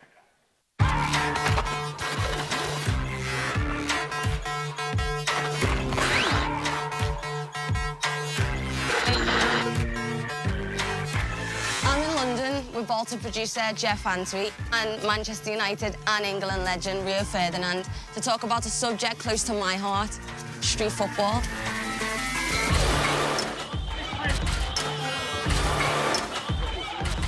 Okay, so Rio, we're here in London, your hometown. Cage football, street football. What was your memories and experiences growing up? Did you play a lot of it?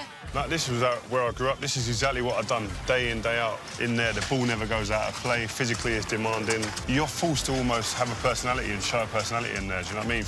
There's definitely no hiding in there, is there? You can't hide in there. So I used to play in the street with all the boys, and it was kind of the same. You know, we'd learn how to bounce it off the curb and use the walls on people's houses as another player. What was it for you that made you want to bring it even into the game? For us, it's a return to street football for the FIFA franchise, and we're really excited about being able to, be in places like this, where it's rooted in the real people, the real places. Authenticity, creativity, culture are all things that we wanted to bring to Volta. Look at that guy's footwork. Yeah, the footwork's it's amazing. That's what you can do in Volta, though. So that's part of the detail in the gameplay. So you can do all these mad tricks like this. Well, just being able to be really skillful with the ball at your feet. Whether it's a classic futsal drag, or being able to play it off the wall with yourself to beat your opponent, or flick it up over your head to create space for an on goal. Can you use that with the players from the professional teams? Absolutely. So obviously with it being FIFA, we want to make sure that authenticity is at the forefront. And so you can play with or against the real players, all the licensed players that we have, all the licensed clubs. You can imagine playing Chelsea versus Spurs in this London cage. Man United versus Liverpool. Man United versus Liverpool.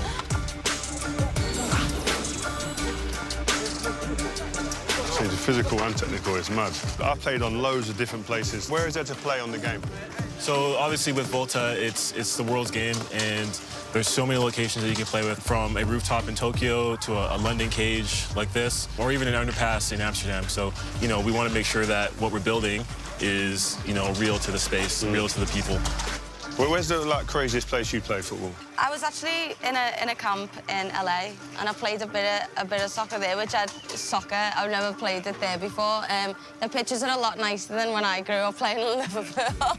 What about you, Rio? Maybe in a favela in Brazil. I went to the World Cup in Brazil. My first one I did as a pundit.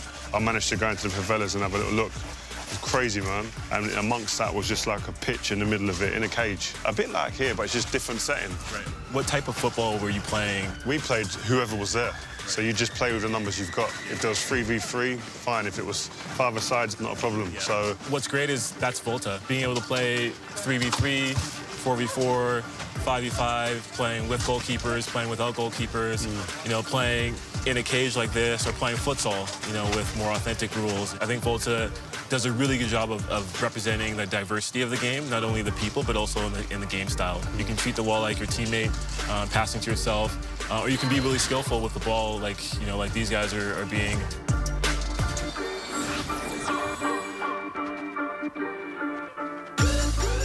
Volta football is such a diverse game, and for millions of people around the world, streets is their stadium.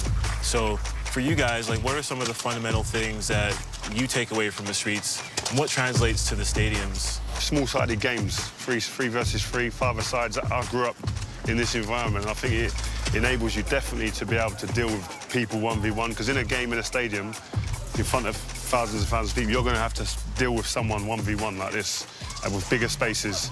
So you getting used to that in this type of environment is, I think, for a young player, is key. Having a personality, not being afraid to try something new here. And obviously, you know, eventually you can go and put it onto the big stage. So I think this is like, yeah, you go and express yourself. I think definitely the word, that key word, express. If you can express yourself, you see the best in everyone. I think individually, as a team. You know, street football is, for a lot of people, it's foundational. And it translates to, you know, the stadiums. And for Volta, that's kind of how we've built the gameplay experience. And so we're really excited about what we can, you know, represent and being able to represent the flair and the style that you guys just talked about. I think a lot of people as well used to always associate like skills and flair without the end product. I think that's what's great about this game, is that end product's always king. Really want to know is, can you create female players? Absolutely. I think that's one of the biggest innovations. You can play male or female, and they play with each other as well, and that's an important part of what we're building. When you go and play in there, not everyone turns up in a pair of shorts, boots. Can we have like jeans, like cut-downs that I've got, or...? You can have, you know, T-shirts and shorts, or you can have jeans and long sleeves. Again, a big thing for us is, you know, being able to establish the culture that is street football through clothing, through how you look, your personal style. You can have short hair, long hair. You can have tattoos, no tattoos. You can play with trainers. Okay. A lot of the time as well is like, it's not only you want to look good, you want to feel good, play good. Yeah. In some of it's superstition, like it's all of that all in one. If you can get that into a game and transfer that and translate that into the cage, you got it made. That's a big part of Volta football, just being able to represent the people as they are. You know, we want it to be authentic, we want it to be diverse, you know, we want it to be cultural and creative, and a lot of that is, you know, how you equip yourself and how you carry yourself and how you represent yourself in the game.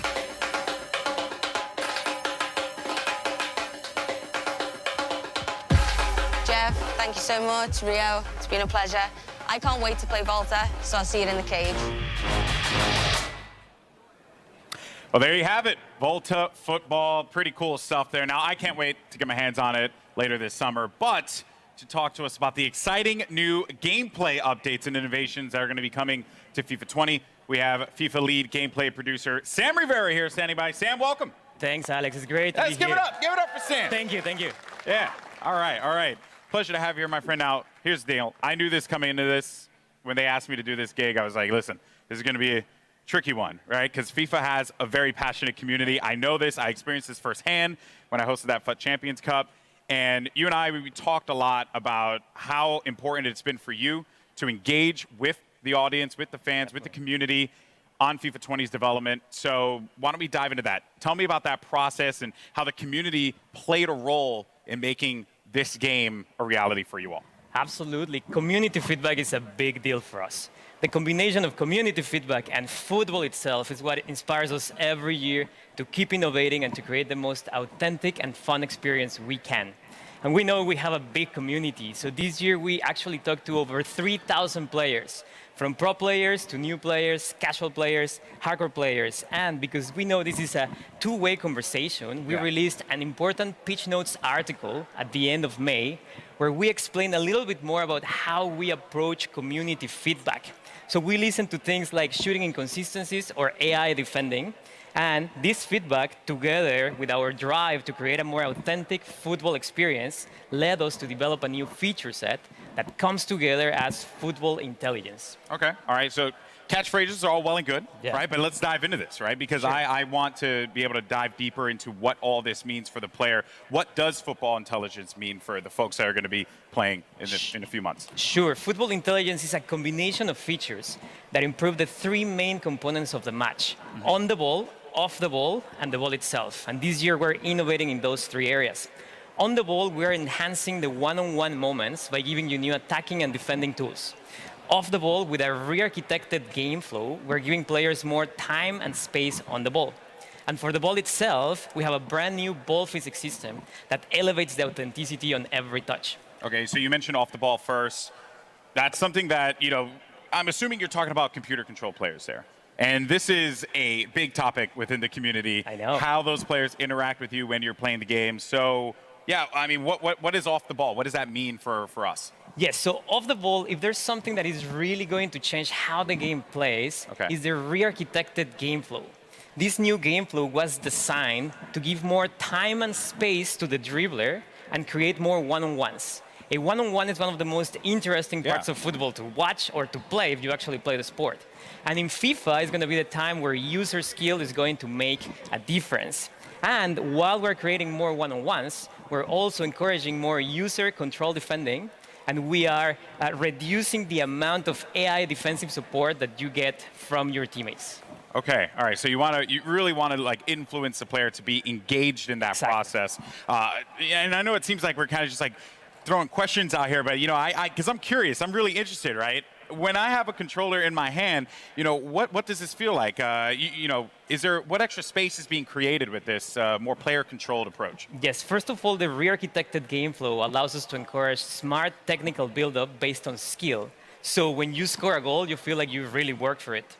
And because you mentioned space, yes, spacing is actually one of the biggest benefits of this system. You will see how your teammates spread around the pitch in a more authentic way, allowing you to read the game better and also giving you new ways for you to create your own scoring chances. And visually, just the game looks much more like real football. Yeah, so my AI teammates are going to be way more helpful for me because Lord knows I need that, all right? Which I think, a lot of us feel the struggle there. But now, what about the player, me, right? As I'm playing this game, what new tools do I have that I can put out there on the pitch? Yes, so football is all about the decisive moments on the ball. And now that we're encouraging those moments, we're also giving players the tools to make sure those moments are in their control. Okay. So there's 4 features that I want to talk about: composed finishing, strafe dribbling, control tackling, and the new penalty kicks and free kicks. All right, so 4 big topics. Yeah. Let's just dive into this. Composed finishing, what do you mean by that? Sure. We received feedback from the community regarding the difficulty to finish in front of goal. Okay. So in FIFA 20, with the new composed finishing, you're going to experience more clinical and consistent shooting when you're in a one-on-one with the keeper, for example. And if you try a more difficult shot, let's say a volley from outside of the box, then you're going to have more chances to miss. So overall, we are improving the fundamentals of shooting to provide a more authentic experience. And we also listen to feedback about time finishing. And we are very confident that the changes that I just mentioned to the fundamentals of shooting, in addition to some tweaks that we're doing to the actual time finishing mechanic, are going to give you a more satisfying shooting experience, whether you time your shot or not. We are actually just releasing another Pitch Notes article about this topic. If you want to know more information, you can check it online. Okay, so a whole topic just on this alone, which is very dedicated there. Now, you also mentioned another attacking tool, which was strafe dribbling.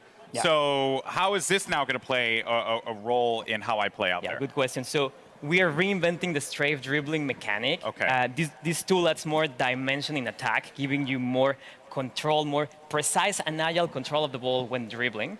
And I would say this tool is great to lure your opponent in, and then when he's getting closer, use your player's agility, speed, and skill to beat that defender. So if it wasn't any indication, though, I'm going to be on defense quite a bit. So we'll see. Because of that, as a defender now, we're continuing to just run through these tools, these new gameplay additions that are coming to it. What about on the defensive front? Yes, to counter the attacking tools, we also need to bring some innovation into defending. the new control tackling system, which uses the sophistication from the active touch system from last year, is going to improve your players' tackling ability to ensure you win possession back more often than ever when you tackle in the right context. Okay, and then the most intense, nerve-wracking moment in any game of FIFA, me and my boy Rob, we went, this is an everyday thing for us. Penalty kicks. Yes. What changes are you making to penalty kicks? We have brand new penalty kicks and free kick systems. Okay. So first of all, the aiming mechanics are completely different and more accessible. But obviously, we're keeping some elements of skill in there to make sure there's enough depth in the mechanics for those that want to be masters on those systems. And for example, in free kicks, you're going to have full control of the spin that you apply to the ball, and that's going to create your trajectory. So you can do side spin, top spin, no spin, or a combination of them, and that's going to be based on how you swing your right stick. And then you will see the trajectory, so you can go around the wall, you can go over the wall, you can do a knuckle shot, for example. Ultimately, these systems are more, they're more fun, you have more control, so that you feel like it's more rewarding. And you swing your right stick, and then you see the trajectory being created, and that's the cool part. So, you know, for like us FPS gamers out there, maybe that's something that I can actually be good at, you know, like exactly hit with the right stick. That's awesome. All right, so on the ball, talked off the ball, but the ball. That is the most essential part of the beautiful game. So what's new with the ball? We have a brand new ball physics system. And the ball is at the center of every match. And the innovation that we're bringing to the ball this year just gives you a more authentic experience in general. Yeah. So we rewrote how the ball behaves on every player contact, on every bounce, on every interaction, and how spin affects the trajectory of a shot, pass, or cross. So what you will see is more realistic player deflections, more realistic bounces. And if you do a shot, let's say a finesse shot, you will see maybe more curve. If you do a lace shot, you will see a dipping trajectory, a rising trajectory. There's more variety in general. So the entire FIFA experience feels fresh because of this new ball physics system. Trying to get that ball to bounce in fun ways is going to create some interesting moments, especially for a lot of our top players out there. Now, I know that a lot of fans, I'm sure, are going to be very excited to try out these new features. And since you have the eyes and ears of a ton of FIFA fans right now, floor is yours. Anything else you want to say to this community? Yes, so the features that I just talked about are very important, but there are many other changes that we're doing in FIFA 20, and a lot of them are based on community feedback. One of them is pace. We know that sometimes slower defenders can catch up with faster dribblers, so we're tweaking pace in FIFA 20. It doesn't mean that the entire game is going to be based on player speed, but it just means that player physical attributes are going to be slightly more important. We're doing something very similar for strength. And finally, for those players that have mastered the skill moves, we're obviously tuning some of them. Let's say La Croqueta, we're adding new ones. Or if you like to chain multiple skill moves in a row, then you will get a more realistic outcome. We're working on those. So you're telling me that Tex can't like bust out like 3 elastic moves at the same time? We'll see, but you will see new behaviors there. Tex will still find a way. Tex will still find a way. Well, thank you so much, man. I really appreciate it. Now, when can players get their hands on FIFA 20? So it's going to be September 27th. Okay. And there's some good news. If you have EA Access, you're subscribed to EA Access, you can get hands-on September 19th. Wow. Okay. And then, of course, you know, EA Access coming to PS4. Exactly. That's good news. So PS4 fans will also be able to play FIFA September 19th. All right. Look at that there. And, of course, all those details can be found online, so don't forget about that. It is a hot day out here. We've been talking FIFA. I've been having a blast. And Sam, thank you so much, man. Guys, give it up for Sam Rivera once again. Thank you. Thank you. Awesome stuff. Now, don't forget, if you're in LA, come down to EA Play, try out FIFA 20 for yourself, or come watch some great street football competition at our custom Volta pitch. Keep an eye out because the FIFA team has a lot more to come between now and September. They'll be posting deep dives on the Pitch Notes platform. You get more info on gameplay, career mode, pro clubs, Volta, and because we all know you want to talk about it, FIFA Ultimate Team. So keep an eye out for those. I'm Golden Boy. Thank you so much for watching. See you later.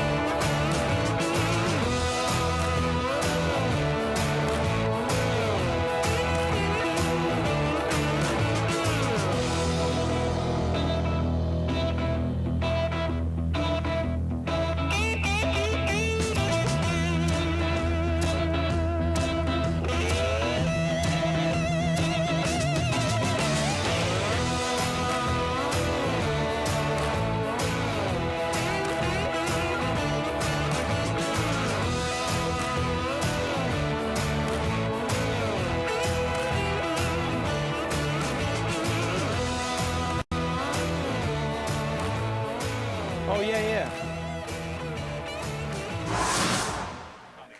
You just saw all the news on FIFA 20, and in a moment, Golden Boy will be talking with Daily Show host and superfan Trevor Noah about the exciting things we just saw. Do you think it's weird that Golden Boy gets to talk to Trevor Noah and not me? How are you? Hey, well, you know what? Get out of here. Go away. Jeez. But first, we've got a very special message about EA's Play to Give campaign, so let's check it out. Hey everyone, if you're watching this video, chances are you've likely seen or even personally experienced harassment when playing online games. In fact, 57% of players say they've been bullied or threatened online. We need to change that. Absolutely. Games are for everyone, and the good news is we can all do something about it. EA is donating $1 million to 3 amazing nonprofits who are all about bullying prevention and inclusion in games. Ditch the Label, Pacer, and the United Nations He for She. You can also help. Go to the link below, ea.com/playtogive to learn more about these charities. On their websites, they have advice on what you can do if you're being bullied or how you can help others who are. You can also donate. Any amount you can contribute really makes a difference to these nonprofits. With the help of Play to Give donations last year, these charities achieved some pretty cool things. He for She was able to expand its message of gender inclusivity in gaming to people around the world. Ditch the Label was able to help an additional 10,000 kids who are suffering from abuse. And Pacer reached 1.4 million people with information on how to combat bullying.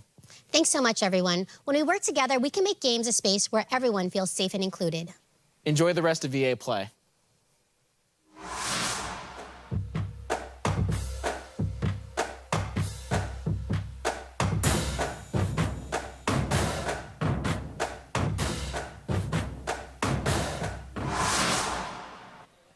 Hey, what's going on, everybody? Golden Boy here at EA Play once again. And just so you know, it's always good to give back to a great cause. You can find out more info about Play to Give online. Now, everybody, welcome to the EA Play stage, the host of The Daily Show, FIFA superfan, Trevor Noah. Thank you for having me. Thank you so much for coming out, man. Are you kidding? And, you know, when they told me about this, so Greg obviously very salty he didn't get to do this interview. Haha. Stuck it, Greg. So I understand you are a massive fan of FIFA. Well, I'm not a FIFA fan. FIFA is my full-time job, and then I do other things to sustain the habits.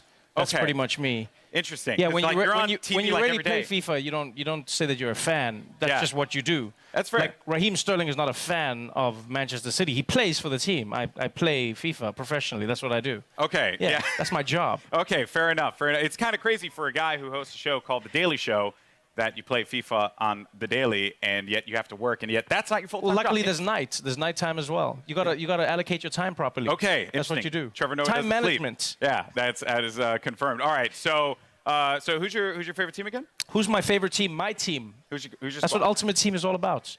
Oh, really? Yeah. Okay, really? Come on. Really? That's where you're gonna go? Why am I gonna go and support one team when I can create the best team ever? You know? Okay, I feel like Yeah. you just don't want to draw any battle lines. Oh here. no! When it comes to the English Premier League, I'm Liverpool through and through. You know, I'm Okay. excited for what they did. Yeah, pain in Kiev, joy now. And then you know, when it comes to Europe, I switch and I play with different teams. You know, because I get to enjoy just the players. But in the game, my team is the team. Okay, so then who's like your big player on your team, on your ultimate team? It depends. It changes depending on what card comes out. So for me right now, Syria Gomez, small little man, does major things. One of my favorite players in the game. I know this is a weird one. Right back, Almeida, one of my favorite players. Just like I like playing with weird characters that no one else is playing with. Because Okay. everyone out there is going to be playing with like 92 Vieira. Everyone's going to be trying to play with Gullit in the middle. And it's just like, who can you play with? Alan, Napoli, one of the best players you can play with in FIFA. Mark my words. Go and get him. Go get him. Yeah. Yeah.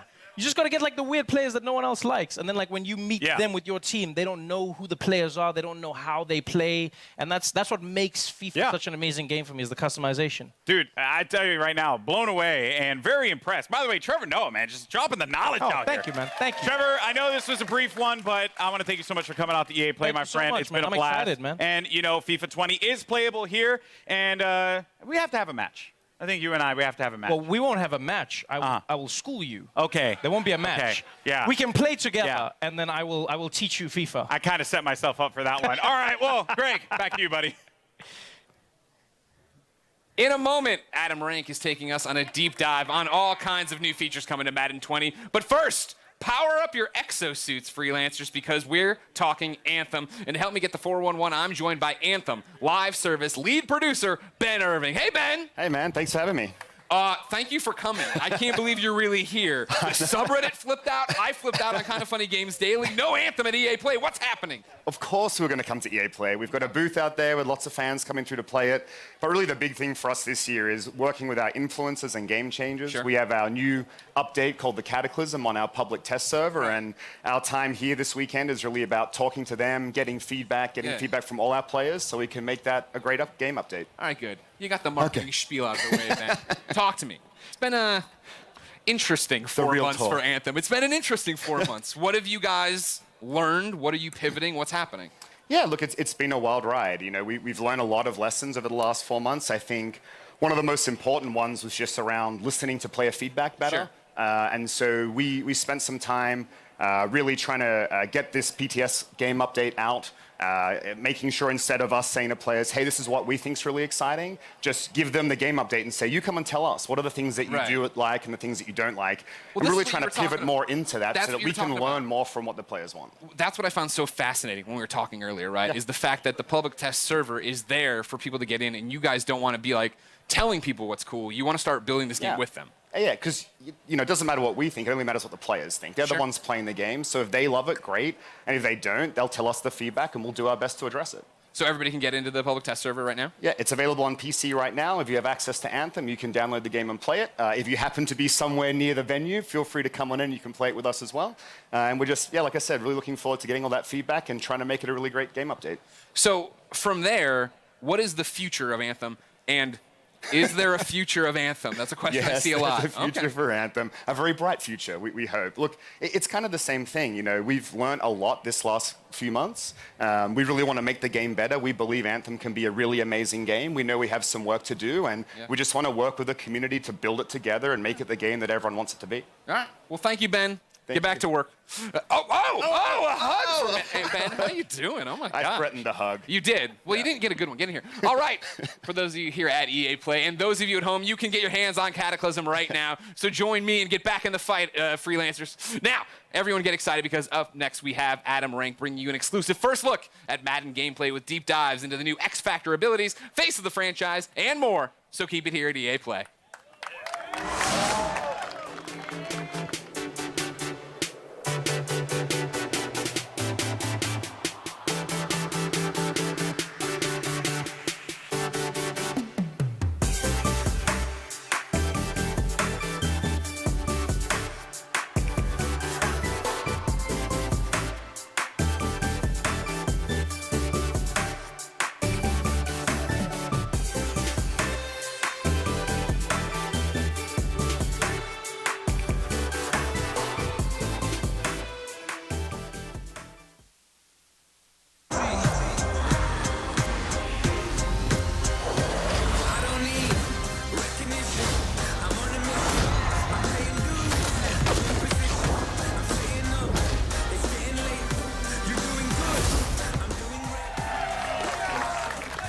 What is up, Madden fans? I am your host, Adam Rank. Nobody. One person applause break. I wanted a bigger pop than Trevor Noah, but that's okay. I'm still stoked to be here live from EA Play here in Los Angeles. Now, back at the NFL Draft, we revealed a ton of new features coming to Madden 20. Since then, we've been asking what you, the fans, want to see. Well, guess what? We've heard those results, and they were overwhelmingly clear. You guys want rank in the game. I'm in the game. Nope, I'm not in the game. I'm sorry. No, we got gameplay. We are going to give you actual gameplay. That's coming up in just a moment. We'll be bringing you your first look in Madden gameplay, the ones that you've been asking for. But right now up front, we're going to do a quick recap of 5 awesome new features coming to Madden 20 and show you even more details. Let's open things up with Face of the Franchise, the brand new career campaign that allows you to create a... You can pop for that. Yeah, that's cool. It's a cool feature. You will be able to create a superstar quarterback, select one of 10 D1 schools, and compete in the college football playoffs. And speaking of superstar quarterbacks, we sat down with NFL MVP and Madden 20 cover athlete Patrick Mahomes to hear more about his superstar journey. I've always loved competing. And to me, there's no added pressure. There's no added expectations. That's stuff that I've put on myself since I was a little kid. I feel like I'm just that same guy that's been putting in the time and the work my whole entire life. Now it's about pushing myself every single day to get better. It's about passion. I'm going out there having fun. You have to make sure that you're just evolving and never being satisfied with where you're at. Coming into the league, it seems like every single year there's some different guy that's just faster and stronger and bigger. And so you have to find different ways to get better, and those are the guys that find ways to win in the end. Every single year from college to come into the league, and as my career goes on, I just keep getting better and better at the approach from each play and recognize what you have to do to have success. The first time I ever ran out the tunnel in front of that crowd, it was a surreal feeling, and I'll never forget it. My expectation was to win the Super Bowl, and I fell just short of that. You use that stuff as motivation. This is just the beginning. Oh, wow, Patrick Mahomes. Give it up. He's amazing. He's an amazing quarterback. He's living the journey that you'll be taking on in face of the franchise. And joining me right now is Madden Community Manager Israel Cruz, a.k.a. Agent K, to give us a little bit more information on face of the franchise as well as some of the other exciting features that are coming to the game. What are you doing? Hey, Adam, it's great to be, you look a little crispy up top. A little bit. And, me too, so I brought As you a one bald as American, well. I appreciate kind you of doing keep it that that for way, me. but yeah, for this part. I wear a 7 3/4, although there's a guy in a Khalil Mack jersey. Take off the Chiefs cap, put this on. Hey, there you go. Don't give away those secrets. You got to All right. protect the noggin, man. Yeah. You got to It's good protect to the see you, noggin. though. Hey, it's Thanks good for to see coming you too. Thank you so much. Over the last few weeks, we've been talking about Madden 20 on live streams, and it's been great. Our community has been really engaged, and we've been asking them questions. What do you want to see here at EA Play? Right. And this is the culmination. We took their feedback. We're going to talk a little bit about those things. And regarding face of the franchise, our players wanted to see an NFL draft experience, kind of like what's going on. So Right. you'll see on one of these screens right here, what's really great is you're going into the NFL draft sequence right here. You're in the green room. Your player's a little bit nervous, representing the Texas Longhorns, go Horns, and hasn't finished that cheeseburger right there. So It's still Los Angeles. The Rose Bowl from a couple of years ago, it's still looming large, though. So be cool with that. Well, listen, don't get mad at me. Just stop Vince Young. All right, so here's the thing. So this is all awesome. I love the detail there. Once you get drafted, you're now in franchise mode and all that stuff. And I hear the Pro Bowl is coming back too. What else should Madden fans know? Yeah, so it's really cool. The Pro Bowl is back in Madden 20. When you're going to go ahead and install the game, you're going to be able to play the Pro Bowl, get your hands on those superstar X Factors, play with them a little bit. But our franchise players are wanting to see more about the scenario engine, and we're going to show a little bit about that. Now, the scenario engine, what it does, it brings dynamic quests, kind of dynamic challenges into the game that help you improve your player and their ratings week to week. So that's pretty awesome. But you said it earlier, people want to see more about gameplay, so we're going to go ahead and talk about gameplay. Is there a blog where they can check all that stuff out too? Yes, there is. We've written quite a few blogs. We have Gridiron Notes, which you can go ahead and search the web. You'll find those. But we also have a franchise deep dive blog that details everything out coming to franchise in Madden 20. Okay, for all the play callers and armchair coaches, what else can they look forward to? Like real estate, it's like location, location, location. People want playbooks, playbooks, playbooks. Of course. Now, this year in Madden 20, we're having RPOs coming into the game, which are run-pass options, which is great. But not just that, but our players have been asking for new formations. So right here, we have out of the Raiders playbook, a unique formation, which is actually called single back double off close. And what's great about this is a PA sweep play we've got going on right here, which is absolutely great. Our players are excited about that, but what I'm excited about is that throughout the course of the season, we're going to go ahead and evolve those playbooks, and as things happen in the NFL, we're going to bring that stuff to the NFL. Yeah, I see the one Derek Carr fan out there was very excited to see that Raiders playbook. And I know that we've got a lot of, two Raider fans. Wear a jersey next time. I can't identify you without it. It's okay. Listen, I'm talking to Israel, though. Here's the thing. Now, we've got a lot of Madden Ultimate Team fans in the house. Am I right? Yeah, right? Awesome. They want to know more about the content that you're going to be bringing to the table. Tell us a little bit more about those Ultimate missions. Yeah, so Ultimate missions are great. A lot of times our Madden Ultimate Team players, when they log into the game, they're always trying to find the most up-to-date content. So one of the things this year that we're trying to do is provide them kind of a guide, an information hub, so then when they log in, they're not spending all that time looking in different areas. They can get the player items that they want for their team to make the best squad possible. Hey, I heard that. So one of the things that's absolutely great, let's say Khalil Mack has an amazing game on Sunday. You know, you log into Madden, you log into Madden Ultimate Team, you want to be able to find it. So basically, we're going to go ahead and provide you that information guide, that step-by-step process, so you can get that item on your team. Now, the Khalil Mack fan sitting here loves hearing that. The two Raider fans over here, not so much, whatever. We appreciate That's a little too what you soon. guys, I know, that's talk about the Rose Bowl being too soon. Yeah, we love the Raiders. I love John Gruden, what he's done for our team. Now, the thing that I'm most excited for, though, is the superstar X Factor abilities. These make the superstars, play like superstars. And you're going to give us a little bit of a reveal on some of these abilities? Yeah, so our players have been asking us to go ahead and talk about these superstar X Factors. The first one we're going to reveal is Alvin Kamara, which is great. He has in-zone abilities. He also has superstar abilities, and we're going to go ahead and take a look right here. What's cool about his zone ability is called Satellite. You've heard of Satellite backs, right? I know what it is. Yeah, okay. Thank So, you. yeah, I mean, these guys But are... explain it for everybody else. Yeah, so at the end of the day, I mean, you guys have seen the tape. Out of the backfield, Kamara's a deep threat as a wide receiver, as a receiver.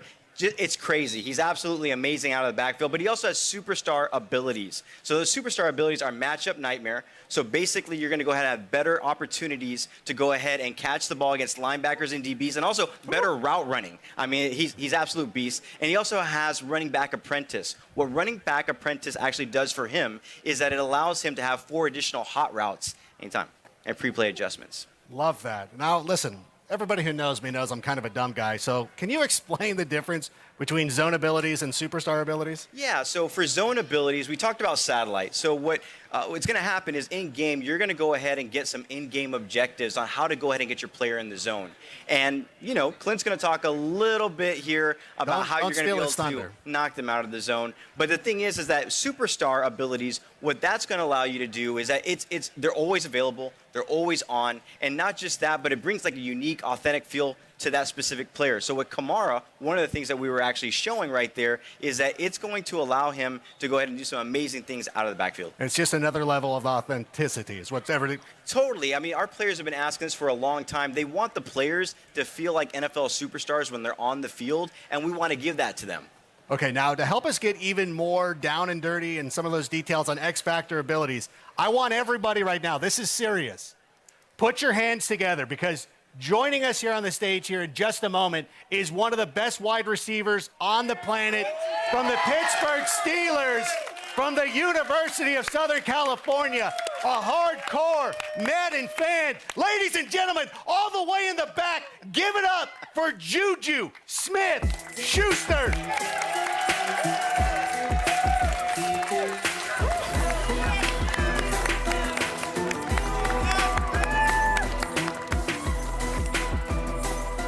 There it is. The crowd loves Juju, right? Yeah. Juju. You guys, oh my goodness. You know what? Thank you so much for coming out. We always appreciate you taking the time and interacting with the community and everything. How are you enjoying your time here at EA Play? I'm loving it. It's awesome. It's a blessing to be here. You see the fans, the Steelers fans. Look at that. I was here last year, and it was an amazing setup. And to come back again, no question. And, when I heard about Madden 20, and I heard about Pat Mahomes being on the cover and that whole X Factor thing, and I was like, wow, this is amazing. Now, you had a monster year. Once again, you're obviously one of the best players in the league. Kind of go through the thought process. When you're on the field, you're in zone, you see single coverage. What are you thinking? When I see that one-on-one, it's the opportunity of me getting the ball, knowing that the defense is coming and the quarterback has to put the ball a lot faster. And all I can think in my head is, catch the ball, get yak yards, score touchdowns, celebrations. And pretty much in my head, I'm just like, wow, let's make a play, big plays. And you make big play. What you had a 97-yard reception? Or did you have 2? Yeah, 2. Oh, you had 2 of them. That's right. I'm sorry. I didn't mean to sell you short. Now, in addition to getting all those yak yards, you're also known for wrestling away those jump balls. So it's no surprise to me that your zone ability is double me. Is it cool if we take a look? Yeah, let's check it out. Yeah, so what you guys are going to see right here with like Juju said, once he gets in that single coverage and he is in the zone, there is no stopping him. The only way that you're going to be able to stop him is to go ahead and double cover him. And at the end of the day, it's a new meta to the game. If you want to stop Juju, you got to double cover him. Well, first of all, you can't stop him. Let's just put that out there right now. What did you think? Do you think we nailed it? What do you think? That's awesome. That's crazy. That's definitely something I see myself doing. the double coverage, especially this year. It's going to be super exciting, and I just can't wait. Having an X Factor, I can't wait to, use it in the game, use myself in the game. And are you ready to check it out? Are you excited to start playing? Super excited. All right, well, you're in luck because we've got Madden 20 playable right here at EA Play. You and Agent K can go try it out. Agent K, is there any way that our fans at home can maybe try this out as well? Well, I think a lot of people that are here are going to get a chance to go ahead and check out our closed beta that's going to be happening for Madden 20. It's going to be happening on June 14th to the 16th. But I believe over at the Madden booth, we're giving out some codes. You guys may have seen it. So if you haven't checked it out, go over to the booth.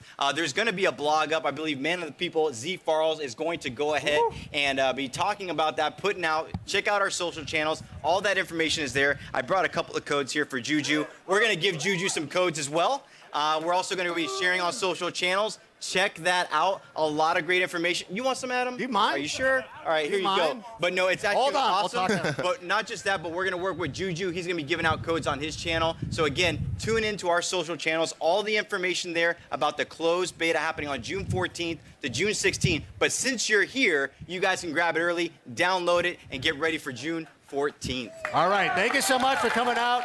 Israel, Juju, go play the game. Awesome. Go play the game. Give it a round of applause. Juju Smith-Schuster, there he goes, handing out those codes. I don't know that you're going to get those back. I don't know if he's going to. All right, well, Juju's going to go get a taste of what Madden 20 is all about. But don't go anywhere, guys, because we've got even more Madden 20 gameplay to show you right now. Because please welcome to the stage our senior gameplay designer, Clint Oldenburg. Put it together, everybody.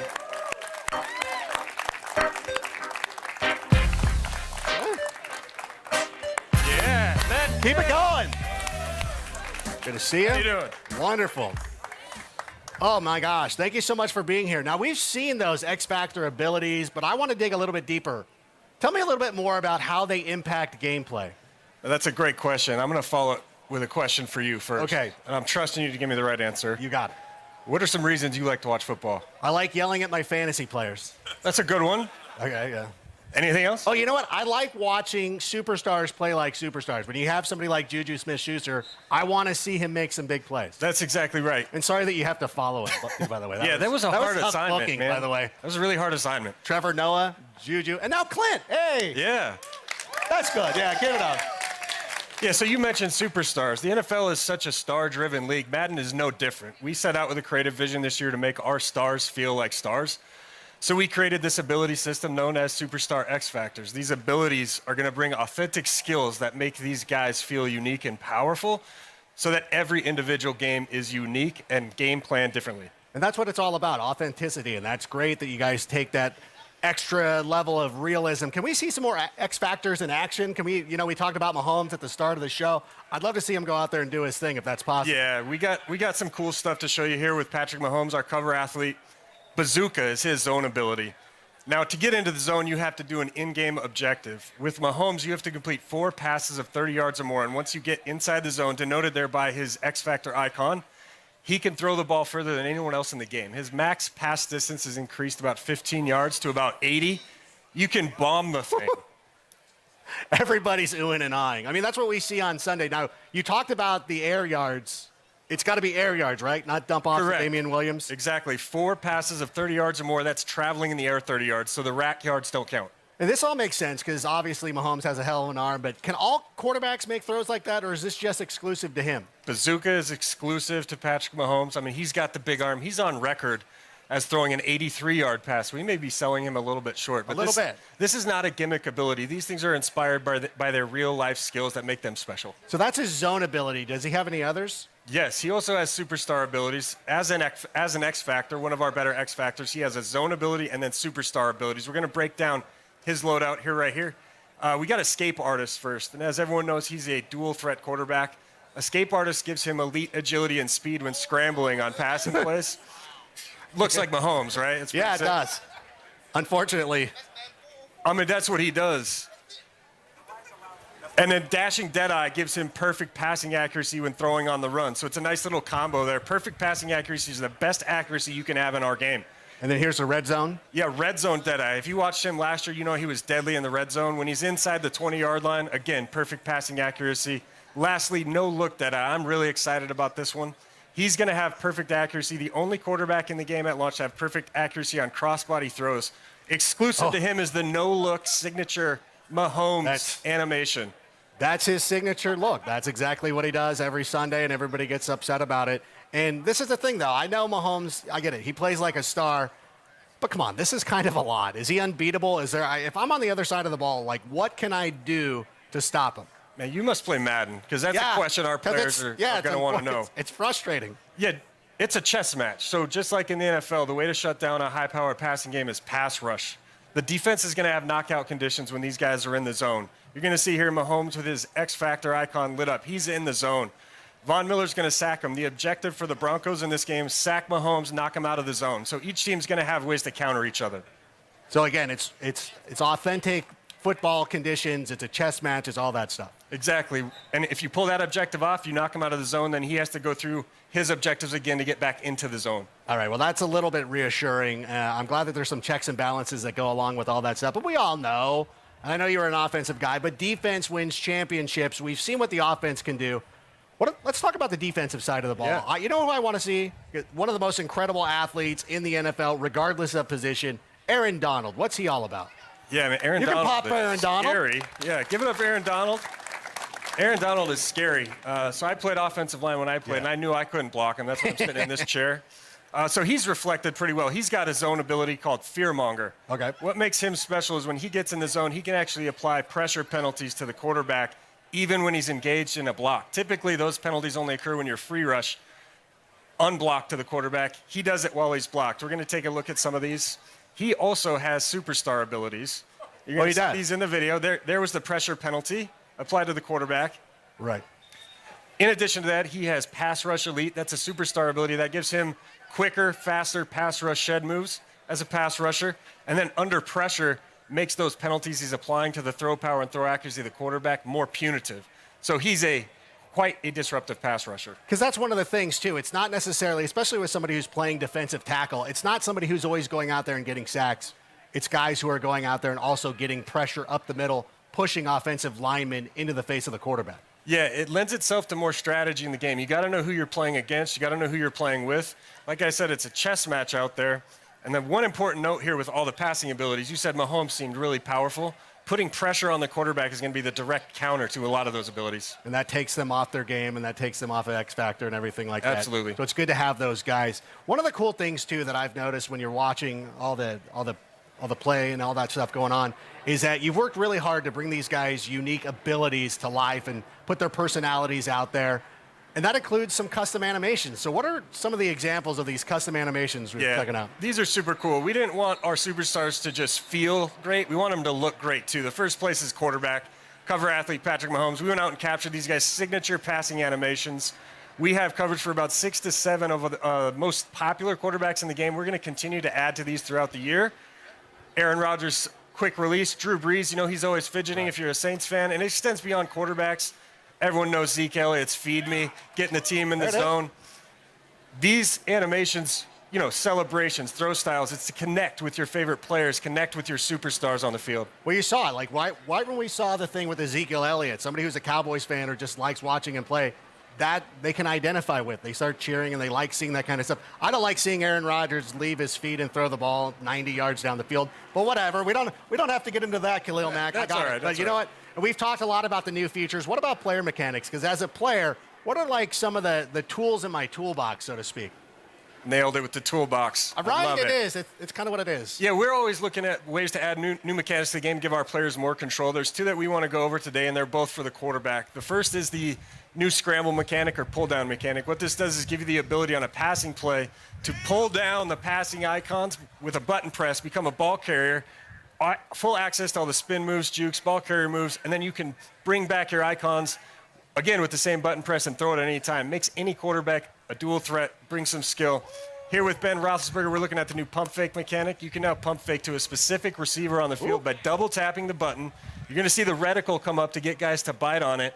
It could dual purpose mechanic, you can also use it to pull down if you feel like you've made a poor decision and you want to cancel the throw, just quickly double tap it, you'll pull it back down. So you can, kind of pump fake it to an outside guy and then check it down to a tight end or something like that? Absolutely. You can even use it on double moves. If you want Juju to run a slant and go, okay, pump fake it on the slant, take him deep. Oh, that's amazing. And it just keeps getting better. And you know this. You played in the NFL not too long ago, but the game has changed so much in the number of years since you've been gone. We've seen a lot of college coaches come in, and they've brought in their offenses, and most recently Cliff Kingsbury down there in Arizona, bringing in his high-powered offense. Kyler Murray, not a prototypical quarterback. He's shorter, but they're going to do a lot of that run-pass option. Are you bringing that into the game? Yes. Super excited to announce that we are delivering RPOs, as they're known. I mean, you can't watch an NFL broadcast without hearing that acronym, RPO. All they talk about. 13, 14 times, right? So this is a concept taking the entire football world by storm. We actually have 3 different types of RPOs in our game. We have alerts, peaks, and reads. I'm going to break those down really quick for our players. The first is an alert. That's a very basic pre-snap read. You're calling a running play, and you're going to look at what the defense is aligned in. If you think you can run the play, you just call the play, you hit nothing, you'll hand it off, and away you go. However, what's cool about those plays is you can branch out of that handoff at any time just by hitting the receiver icon and throw it if he's open. So that's a really cool way to be creative on offense. And then there's 2 other types. The peak, more similar to a read option. You're reading a single defender on defense, looking at his behavior after the snap. If he bites on run, you can pull it out, throw to your receiver. And if he sits back on pass, you just hold the button down, hand it off to the running back, gain yards on the ground. Lastly, the read. This is more like the traditional triple option play. You're going to read 2 to 3 defenders after the snap, look at their behavior, then decide if you want to hand it off to your running back, keep it with your quarterback, or throw it to the receiver. We actually have over 200 RPO plays in our playbooks this year. 220. That's a lot. That is very impressive. And it sounds like you've built in a lot more flexibility. Are there any other formations or plays coming to the game? Oh, yeah. You're going to see, if there's any Eagles fans in here, you're going to see something cool here in a minute. We got new animation technology as part of our RPO story. So we were able to put in a lot of these cool concepts you're seeing in the NFL right now. Philly Special is in the game. Look away, we're going to see Patriots that fans. on the gameplay right here. There it is right there. We also have a lot of jet sweep touch pass concepts. You're seeing the Chiefs and the Rams, teams like that, using end arounds. You're going to see a lot of fresh, unique content in the playbooks. And the cool thing is, we're going to be updating the playbooks all season long to make sure that we're staying up to date with the NFL. This is all amazing. Thank you so much, Clint. I cannot wait for this game. And we've dropped a lot of awesome info here about Madden 20 here at EA Play. That's what I say once again. I'm Adam Rank. If you want even more Madden 20 news, you can tune in to the Madden channel right after this. But before we finish up, though, I've got one last treat for you. Player ratings. They're one of the trickiest things to get right in Madden. Well, in addition to being a game designer, Clint uses his background as a former NFL player to help make sure that those ratings are accurate. And our friends over at ESPN have helped to put together a little video to get us the scoop on the best job in the world, the Madden Ratings Adjuster. Let's roll it. This is good. Sounds loud enough to reverberate across the Rockies. They're ready for football in Denver. As the Broncos get set to do battle.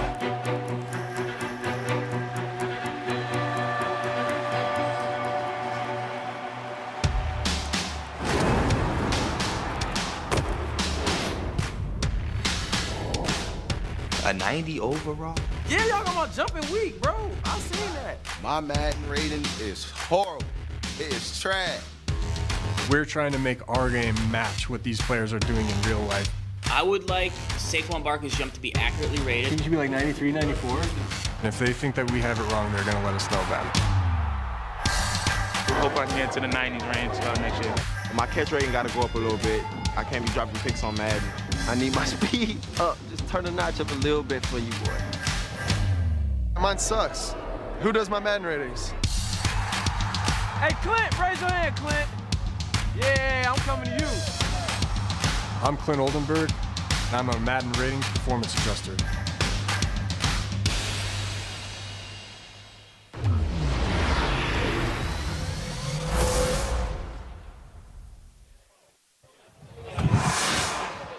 Between those new X Factor abilities, face of the franchise, and the RPO, and all that gameplay, Madden fans have a lot to be excited about. And now, I can't wait for our final show of the day. It's more epic than Star Wars, more extreme than Battlefield, and more competitive than Madden, FIFA, Apex Legends combined. That's right, I'm talking about The Sims. But before we talk Simlish, the Apex Legends Watson reveal earlier has inspired me to come up with some legend ideas of my own. So I'm now joined by Apex Legend game designer Griffin Dean has agreed to hear my feedback. Griffin, to you, what makes a great legend? So in a lot of ways, it has to do with the way that they interact in the ecosystem of characters and a lot of sort of creating interesting interactions and choices for players. So a lot of it has to do with sort of the way that the legends work together as a unit rather than them individually. All right. Yeah. Well, I didn't really base my picks or my descriptions on that, but I can work on the fly. All right, Let me first off tell you about the Grabbler. The Grabbler? The Grabbler. He likes to take things. He takes things. Okay. So he could be taking people's ammunition. Okay. He could take that, you put your pings up, he could take away pings. Okay. Is he a kidnapper, you might ask? He's not above it. He doesn't define himself as a kidnapper, but he's not above it. So I like the name.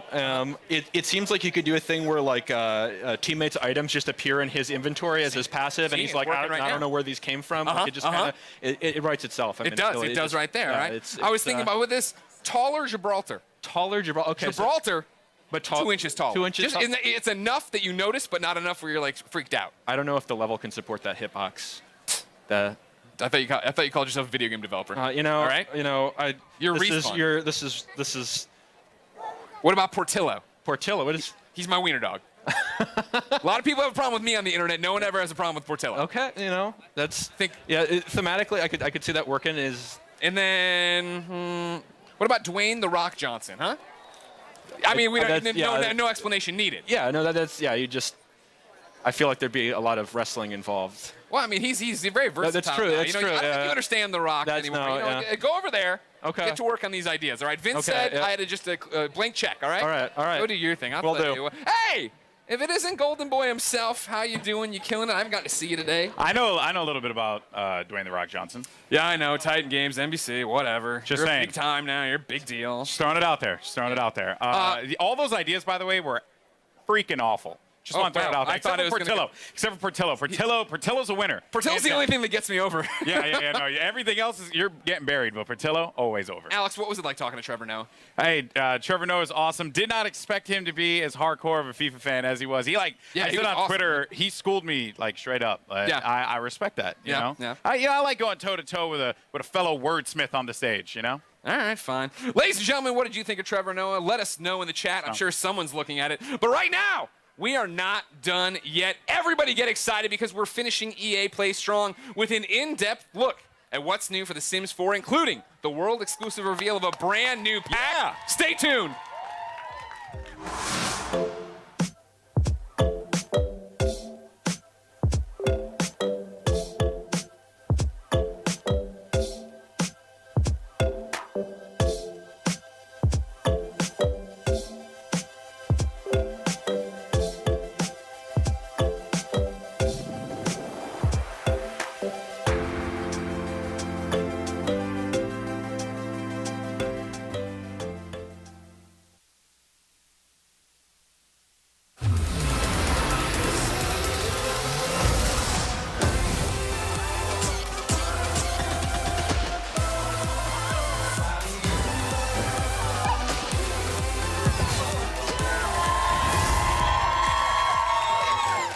Are great. Welcome, Simmers, to EA Play. Yes, I'm very excited to talk about everyone's favorite game series, The Sims. Oh, yeah. Yeah. I'm Julia Hardy, and today we're giving you a guided tour of what's new with The Sims 4, plus a couple of fun surprises, so stay tuned. Now, to help me translate all of this Simlish, everybody join me in welcoming General Manager Lindsay Pearson and Senior Producer Michael Duke. Hi. Thanks so much for coming out, guys. So I'm super excited. I know you guys are super excited. Yo, absolutely. I've been with The Sims a long time, and this is one of my favorite things to do, is come out and see all of you and tell you exciting things. Absolutely. And I mean, it's going to be a big year for us. It's actually, we're celebrating 20 years of making The Sims this year. Yeah. And Lindsay and I keep debating it, but I think this is going to be the best year yet. I think it might be. Well, I mean, really what we want to know is, what have you got for us? Come on, tell us everything. Of course. Well, it is EA Play. We couldn't come empty-handed. So we'll start with our big one first. I'll let you take that. Absolutely. So we have the next expansion pack for The Sims 4, Sims 4 Island Living. Let's check out that trailer. Yeah.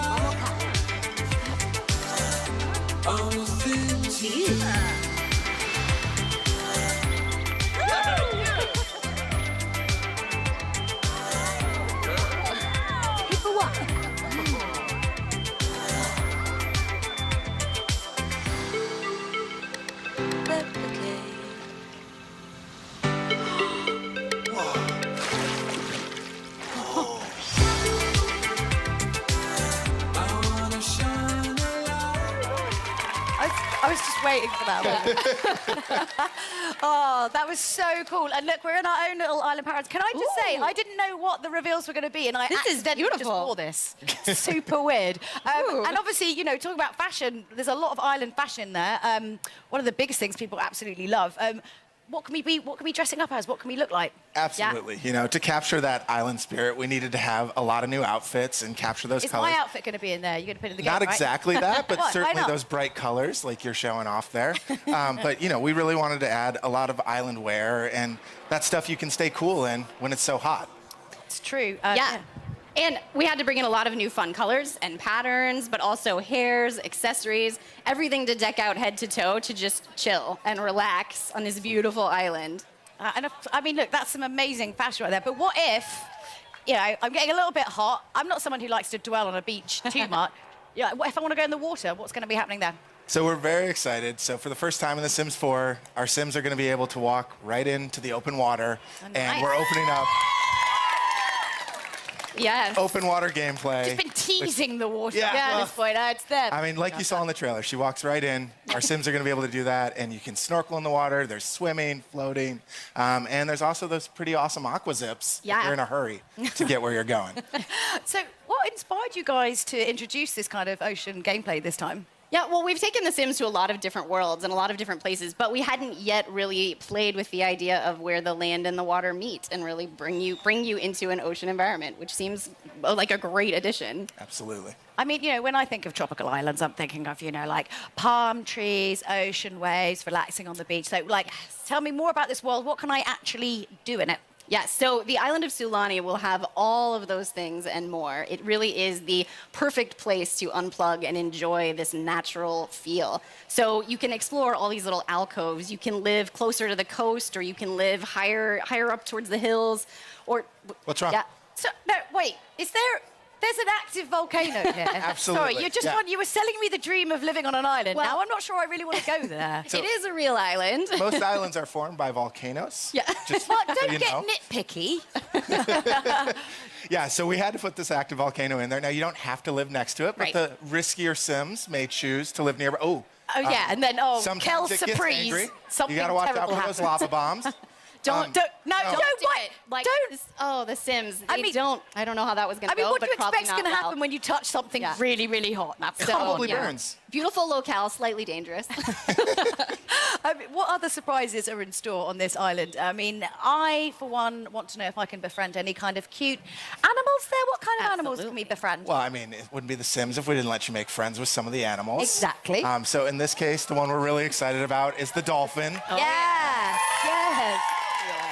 So our art team and animators just blew away the expectation on this. Any The Dolphins research so much trips fun. like the Battlefield team just going off to somewhere hot? Like, No, oh, we're going to talk to them about how they got to do that. Yeah, clearly we missed the angle on that one. But they're so cute, and you get to make like a really nice friend with them, and maybe they'll do tricks for you or squirt water in your face. You know? Absolutely. Well, and then we added a bunch of tropical fish to the water too. Yes. So we really wanted to get those coral reefs around the island to feel lush and full, and so that meant more fish. Lovely. I mean, I don't know. We don't have fish like that in the UK. I mean, we might do, but the water's so murky. I've never seen them. So I'm sure they're down there. I mean, They're they must probably be. What do you put with the chips? Right. I'm sure they're beautiful So at least rainbow they fish. taste delicious. You have that going for it. I mean, I think the island looks so relaxing. But obviously, it's not really about vacation. It's also, it's about kind of working there as well. But like, what's kind of like the feel and the vibe of the island going to be like? I think it's one of those things we talk a lot about in the team is capturing what it would be like to really live on that island. It's not just a place you vacation, but we wanted this to be a place that's home for your Sims. Or, tricks to be played on you. Well, that happens too. Well, and so there's lots to do on the beach. You saw sun tanning, sunburning, building castles. The whole family can go out and play together, find seashells, or the mischievous Sims, knock things down. Well, and aqua zips. I want to say it again. No, but they're so good. What are they called again? Aqua zips. Okay. Yeah. Okay. Yeah, there's a lot to look at, so you've got to take time to really explore it all. Okay, so obviously we've established that Sulani is like a great place for Sims to kind of kick back.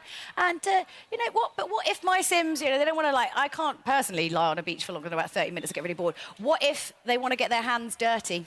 Well, I'm very excited about a new thing that we're introducing. If your Sims want a new career to take care of this island, you can actually become a conservationist. And your job is going to be to keep this ecosystem looking beautiful. Yep. Yeah, I mean, it was certainly one of the big goals was a way for your Sims to kind of care for their world and make it a better place. Yeah, and obviously, very relevant with everything that's going on today in the world and how everyone's kind of a lot more kind of aware. So was that kind of what inspired you guys to bring that in? I think there's a few things that really hit us. I mean, the first was just, it's something we all care about. A lot of us on the dev team worry about the environment and what's going on, but we talked about the idea that this island's this closed ecosystem, and so your actions and choices are going to have a lot more impact. And so something new we've added here, and we're really excited about, is the island actually changes over time. So if you're taking care of it, oh right, okay, it'll actually become more lush. You'll see more greenery, brighter, beautiful flowers, and there's Lindsay's favorite part: more butterflies. That's all she really cares about. But it also today happens to be World Oceans Day, which is amazing. That's exactly what we were talking about. Totally how do we planned take for care of these ecosystems? So obviously, Sulani is really, really beautiful. You can kind of go out there, but sometimes you want to make a little bit of cash. I mean, barbecue meat, I presume, is expensive. I don't know, but so how can we make some extra simoleons while we're there? Like we said, we wanted to make this a place you live, which means you've got to have a way to earn some simoleons. Yeah, and so the gap year has to end sometime. Yeah. You have to go home and earn some money as much as we So we added a couple odd jobs and things that you could kind of work on the hours you wanted to, right? And so we've added the ability to make fishing more of a career, and then also the lifeguard, so you can get your tan while you're working. If you want to spend more time in the water, you can be a dive instructor. There's a lot of different ways to just pick up a job when you want and earn a little bit of money. Yeah. So I suppose one of the important things as well is, as it's not a vacation, as you are actually kind of living on this island, obviously, you have to kind of be aware and know what's kind of part of local culture, because you're not just there on holiday and you go in and go out, you're living there. So what kind of, the side of the culture of the island can we actually see within? Right, yeah, this is a place that you live, and the locals are super friendly, actually, and are going to come and help you out with all sorts of different things as you explore the island. Oh, yeah, you were talking about this the other day, actually, all the neighbors are really, really helpful and help you. If a fire happens to break out, your neighbor might bust in and help you put out that fire. That's lovely. That's what they're so nice. should do. So, but they also have their own traditions, their own sort of activities that you might be able to join in. So you might stumble across a barbecue that they've started in town, or a little festival to sort of celebrate things going on. And you might even stumble into a kava party.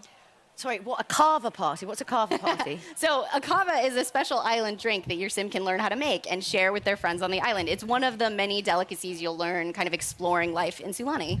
Yeah, I think it's one of those things we talked about was we wanted to have this island have a little history to it, just some sense of feeling of some people have lived here a long time, and there are traditions that are unique to this place, the world of Sulani.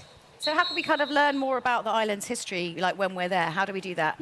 Aside from, drinking kava. Well, I mean, that might be one experience you should try. But on top of that, something else the team was really excited about adding is there are these elementals around the island that are kind of these spirits, these ancients who care a lot about Sulani. And, you know, they want to see their world taken care of. And when you do good things, they might be really happy and pleased. And if you're bad to the island, I don't think they may not will approve. appreciate it. Yeah.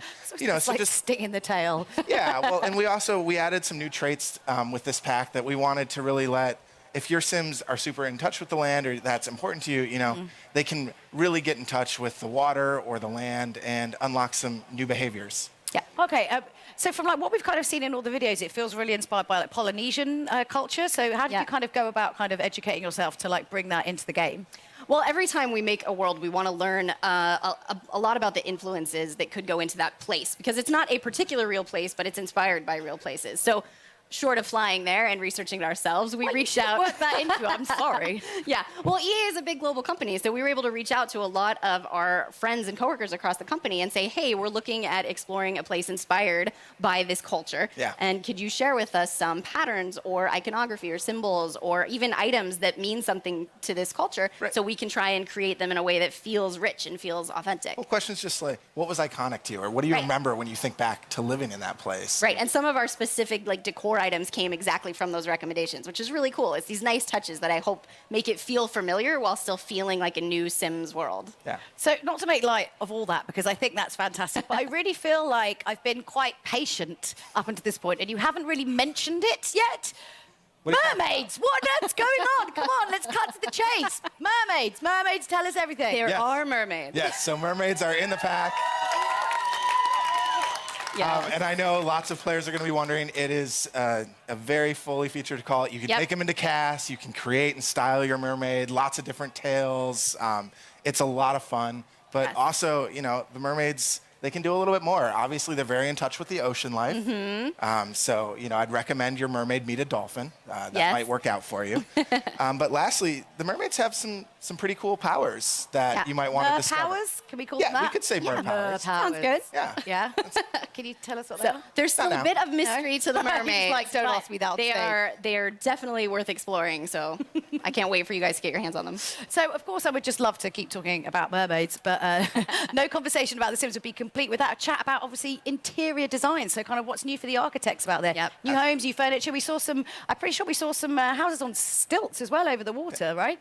Yeah, so I think, you know, first and foremost, lounge chairs. We're going to go to island. We're going to live the beach life. I don't want to sit kick back upright and if relax. I'm relaxing. I'm sorry. No awkward sitting on the stage. We had to bring the lounge chairs in, but then also a lot of that decor to really capture that Polynesian feel, right? And so we wanted to make sure there was that clutter that felt authentic and let it feel like this was home. Yeah, and you can go for this more sort of local style cabana on the beach, or you can go for something a little more high end and modern. We really wanted you to feel like you could create the getaway of your dreams. Yeah, for sure. And I'm so 100% sold on the houses over the water. I'm much more of a kind of modern sort of house. Yeah, for sure. And you might have noticed too, she was able to jump right off of that deck out into the water, which is the great. best. Like your perfect little escape. Oh, yes. It's all good. I'm feeling the diving into the water vibe. I right know. Now, let me tell you. It's toasty.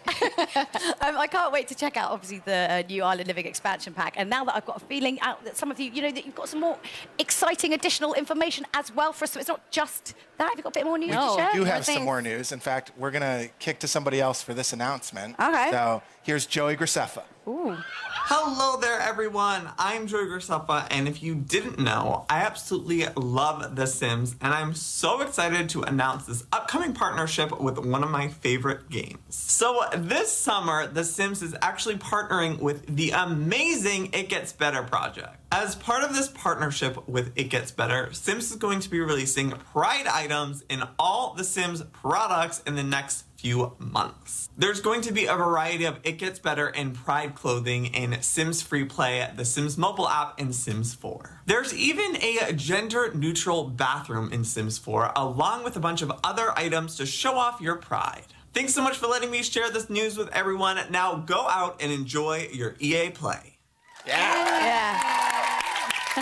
That's so cool to see. That's really, really cool to see. And thanks so much to Joey for showing for that. I mean, what a great partnership as well to be announcing, of course, because it's Pride Month, it's Pride Week here in Los Angeles. How are you guys going about kind of supporting that great cause? Well, The Sims has always been a game about being inclusive and the self-expression of creating yourself and people you know and telling your own story. So this is a wonderful opportunity to bring new content in the game to celebrate that. Definitely. And I think also, People don't realize how important it is sometimes, you know, when you're kind of growing up and you're figuring out who you are, you're discovering what kind of person you are and discovering, you know, about your sexuality, and being able to kind of sort of role play within games is a really, really safe place to do that. So, you know, you guys have been doing it pretty much from the start, way before everyone else. So it's really great. I mean, isn't that great to see? It's so, so great. Yeah.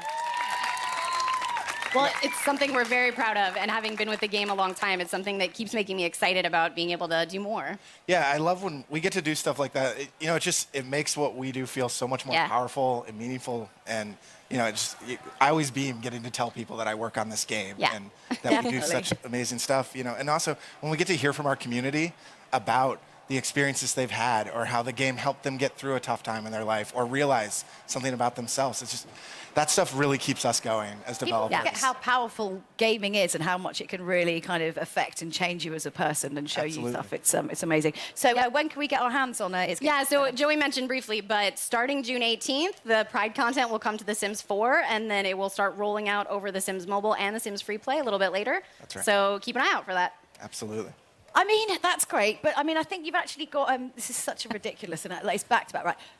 What else? You've got something else that you want to announce in the summer. What's going on? We actually had, I think, 2 more things we wanted to talk about. 2 more things. 2 more things. I'm gonna let Lindsay talk about this now. All right, so first of all, earlier this year, we announced our partnership with Moschino by releasing a real-world capsule collection of looks inspired by The Sims. I see some of them, and I'm very excited. And we had a hoodie that was actually put into all of our Sims games. So later this summer, we're going to be bringing that fashion and more to the Sims 4 Moschino Stuff Pack. Absolutely. Amazing. Yes. Yeah. So not only are we going to be looking pretty special, but what if we want to kind of go and strut our stuff somewhere else and like really show off the outfits that we've got? Well, so I think one of the things that I'm most excited about in this stuff pack is for the first time, we're actually going to add a career as part of a stuff pack. Okay. And so we've decided the perfect career for this pack is a part-time job as a freelance fashion photographer, so you can capture all those amazing looks your Sims can now rock. That's so me. Yes. Yes. It's going to be fun.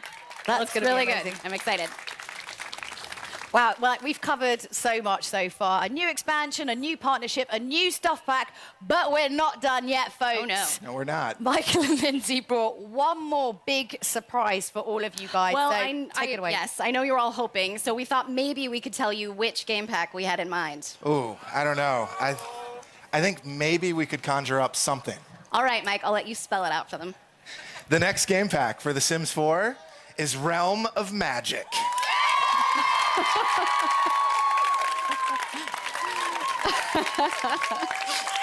That's amazing. I mean, when are we going to be getting more info on this? I mean, aside from the fact that you've just told us just now, and like you only just told us, when are we getting more info on this? Yes, so we will tell you more about the game pack later this year, so you'll have to wait a little more. But it is coming this fall. It is coming this fall. Yes. Wow. I can't wait. These guys clearly can't wait. So, We've Lindsay had and a Mike. couple community members asking for Yeah. that. Yeah? It's We're a very popular excited. Who request. doesn't love a little bit of magic? Yes, it's true. So big thank you to Lindsay and Michael, and thank you so much for showing us what's next in The Sims 4. So let's just quickly recap this, because there's a few things to get through and it's hot and you might have forgotten. So the Island Living reveal trailer is live now. The expansion is playable here at EA Play, and you can play it at home soon. The It Gets Better Pride content starts rolling out, and in a few weeks, and the Moschino Stuff Pack comes out later this summer. So don't forget to check out all The Sims social channels for even more info and launch dates. So that's it for The Sims. It's been an exciting day here with so much news. I can't wait to join the Fan Fest and get my hands on the Island Living expansion pack. So from all of us here, goodbye. We'll see you later.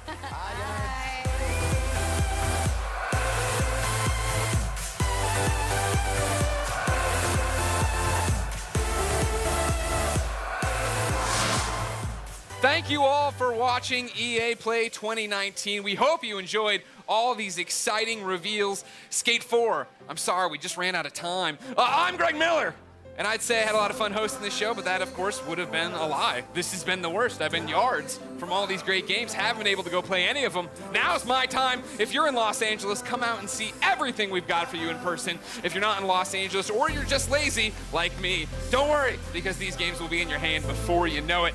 This has been EA Play 2019. I'm done? I can go play now? All right, great. Let's get going. Where's my Sherpa? Where's Snowbike Mike? Snowbike Mike, come on. What are we going to see? What do we got to see? What do we got to see? Yeah? Okay. All right.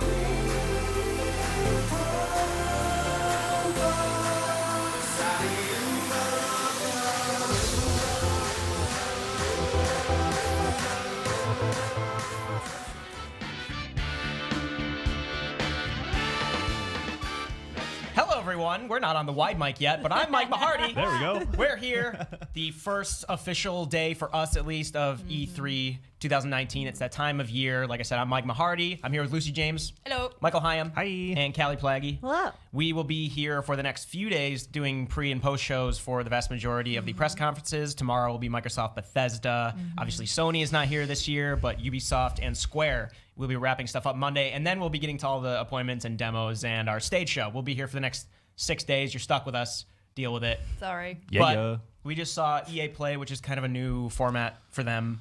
They went half hour with 6 of their big games. Kind of one game that was maybe a few months ago we wouldn't expect to be missing. We'll get to that. But let's just jump right into it. First off, we finally saw gameplay of Jedi Fallen Order. Vince Zampella went on stage to show it off. Third-person action game. Michael, what's your take on it so far? Oh, it's Star Wars Dark Souls. That's right. I said it. I got it out of the way. It's Dark Souls. Psych. It's more like kind Sekiro. of. There's Sure. more movement. Our producer Max is like growling in my ear. I know. Man, but what surprised me was that because I was thinking of Jedi Knight, Jedi Outcast, Jedi Academy, like those games from back Force in the day. Unleashed. Force Unleashed, maybe? I like I was like, oh, they might channel some of that energy. And they are. But I think that, for Respawn to kind of build this game that's it's a little bit slower and more deliberate than those past games. And they're going with that heavy style of combat that's a little bit more, they keep saying thoughtful. And I get it. I get it too. I really want to play a Star Wars game in that vein. So I'm surprised by the direction they're going with the combat. And there's some Uncharted exploration elements. Also, I think I haven't been able to read the Game Informer cover story, but they also talk about Metroidvania elements when it comes to the exploration. Yeah, apparently they were saying there aren't going to be many waypoints. They're going to try to, despite it's not obviously not open world, but they do want you to do exploring on your own. Insofar as maybe it is that Metroidvania aspect. But right here you see him, which is pretty cool. Force pull the vine and then swing on it. Obviously, the force attacks and defensive maneuvers are a big part. It's some respawn wall running. Force slow. So actually, I want to get to that about the respawn thing, because if I, say I just came to this, didn't know who was making it, and I saw this in a vacuum, I don't know that I would just immediately say, oh, respawn. Yeah. Which is kind of cool. I like that this is even Apex Legends was a new direction for them in a sense, but that clearly had Titanfall DNA. This just seems like a brand new thing they're doing. Yeah, you get bits and pieces with the wall running, but yeah, you don't really put your finger on it right away. I want to go back really quickly to the force in relation to exploration, because there's a lot of that in this reveal, pushing things down with the force, or pull, force push and pull. The slow, which you briefly mentioned, which that's is new, right? A new thing. Very Dead Space. Yeah, that's pretty cool. I also really like the droid. Yeah. BD1. BD1. Buddy droid. I think one thing I saw from the Game Informer reveal is that originally this game wasn't going to be Star Wars. It was something they were already working on, and then the Star Wars deal came about and they could slap it on. Well, that's weird, because I wonder what aspect. This seems like a very Star Wars game. It feels weird that could be something else, but that's really interesting. I might be mistaken, but I think I saw it in the Game Informer. Gotcha. So yeah, they start on Kashyyyk. What they showed us, they said this was 3 hours-ish into the game. Yep. This is, for those who don't know, the story will take place between Revenge of the Sith and New Hope chronologically.